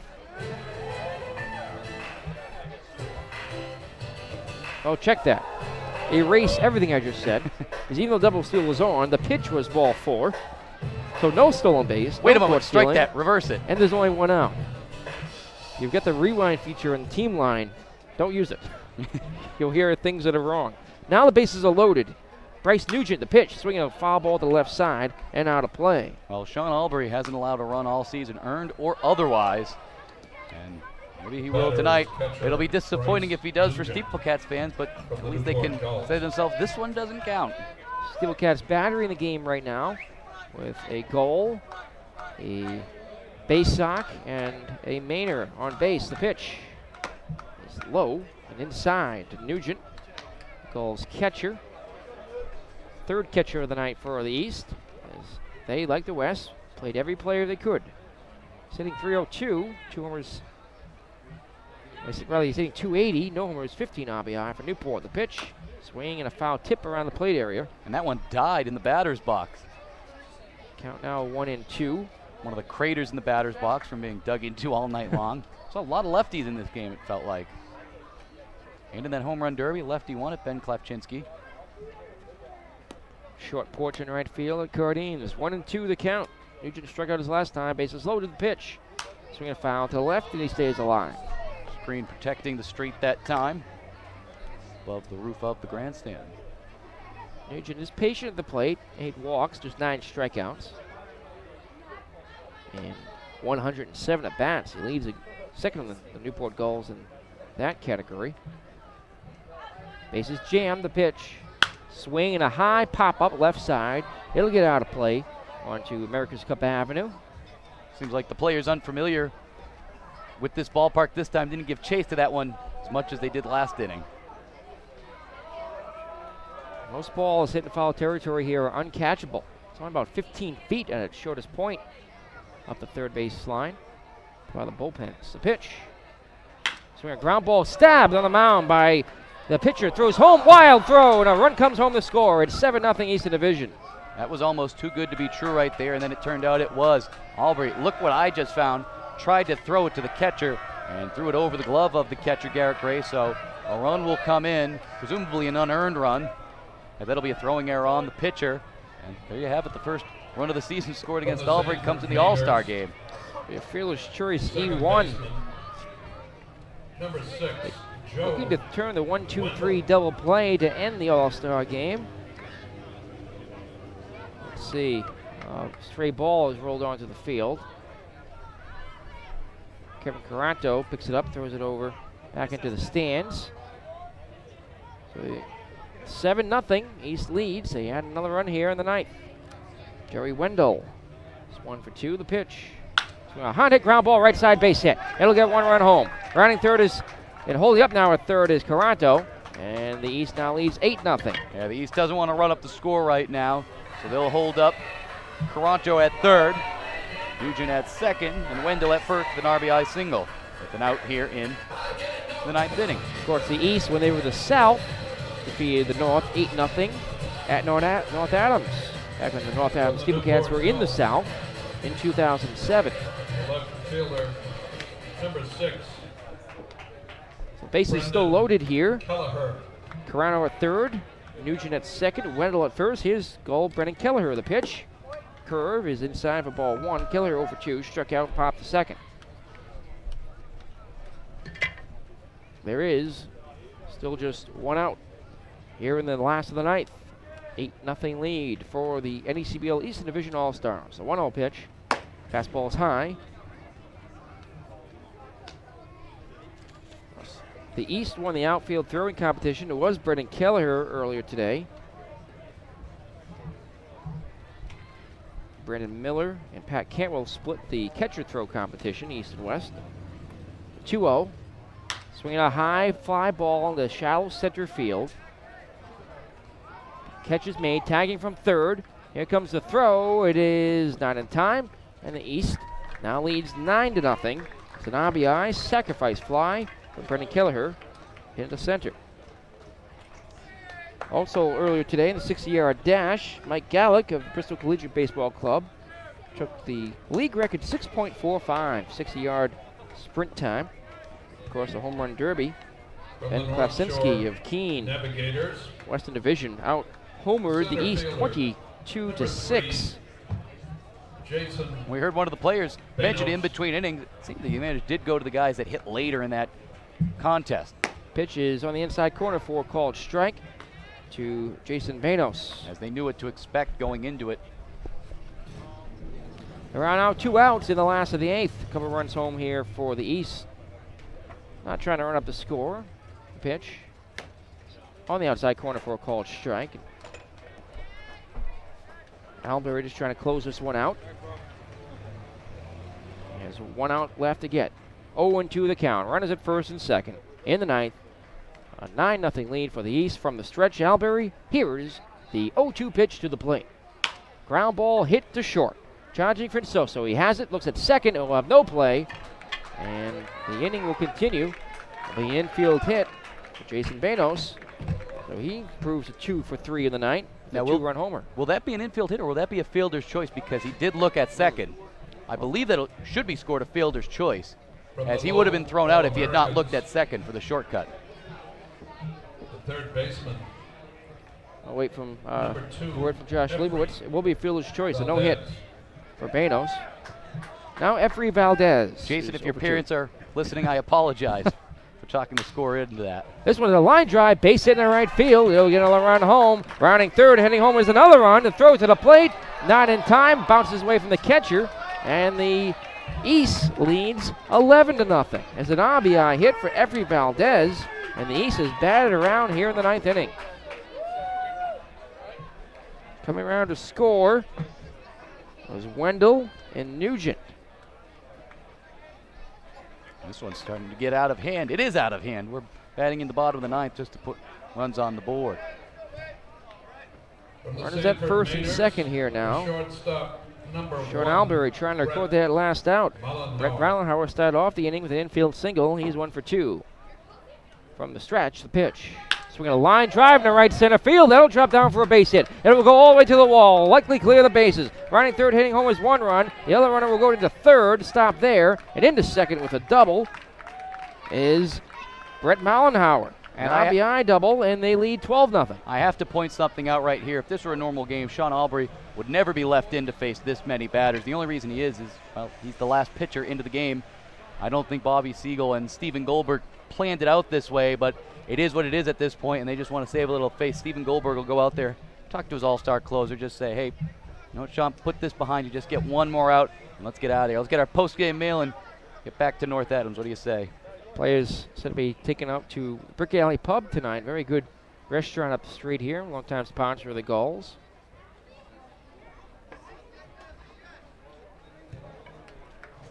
Albury, of course, has 10 saves in the season, an ERA of 0. Number 8, Brett. 7 walks, 23 strikeouts. He's been outstanding. Just being roughed up here in the All-Star game. The pitch is low for ball 1 to Brett Bonsford, who walked. Runners at second and third here. Manos coming around to score on the RBI double by Mollenhauer. The pitch, swinging a little flare in the left center field. That's going to be caught on the run by the left fielder, and this one's over. The NECBL Eastern Division All-Stars shut out the NECBL West. The final score, 12-0 here at Cardines Field in the 17th annual All-Star game. It's the East that dominates. 12 runs on the board, and pitching-wise, they allowed just 1 hit, 2 walks, and faced 1 over the minimum. Let's take it down to the field in a moment. We'll have Newport Gulls General Manager Chuck Pava, and probably the Commissioner Mario Tiani, among others. But a good game here for the East. Not so good for the West, but I'm sure fun was had by all. Oh, yeah, certainly a great day, great series of events here in Newport, Rhode Island, starting out with the Drummers at 11 a.m. It's been a long day, but it's been a fun day. And the score won't be remembered as much as the events that surrounded it. Mario Tiani down on the field right now. They're ready to give out the MVP award. Here's Chuck Pava. Jason Banos for the North Shore Navigators. Banos would have been my choice. Jason Banos, a big 2-run homer in the 6th inning. He went 1 for 3. And is the MVP for tonight's All-Star game. George Bissell will be down there in just a moment. We'll have an interview with the MVP, Jason Banos. Congratulations, Jason.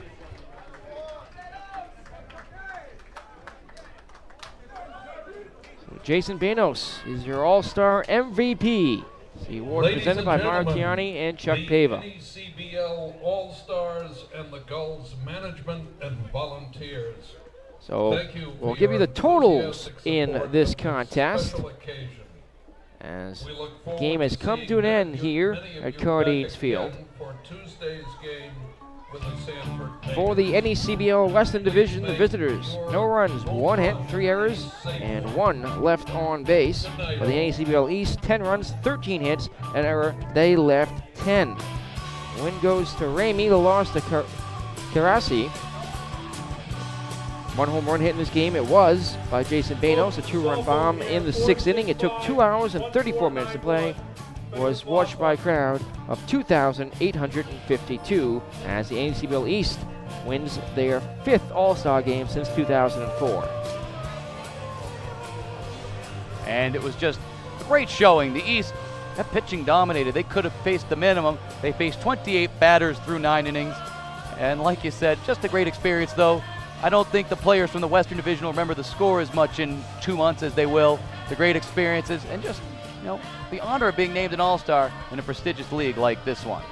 George Bissell is standing down on the field. George, he's now joined by our All-Star MVP, Jason Banos. George.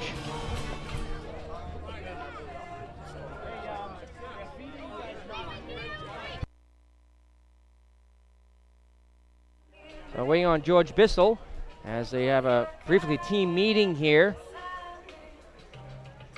Now we're ready to go, Jason Back, Banos. everybody. Now I'm here with 2010 NECBL All-Star MVP, Jason Banos. Jason, great game tonight. Thank you very much. I appreciate it. It means a lot. What do you think was the moment that got you the MVP, or was it a culmination of all the special things you did tonight? I don't know. I think everybody really played great tonight, but if anything, it must have been a home run. But no, the pitchers were great today, and everyone was great, so it was a lot of fun.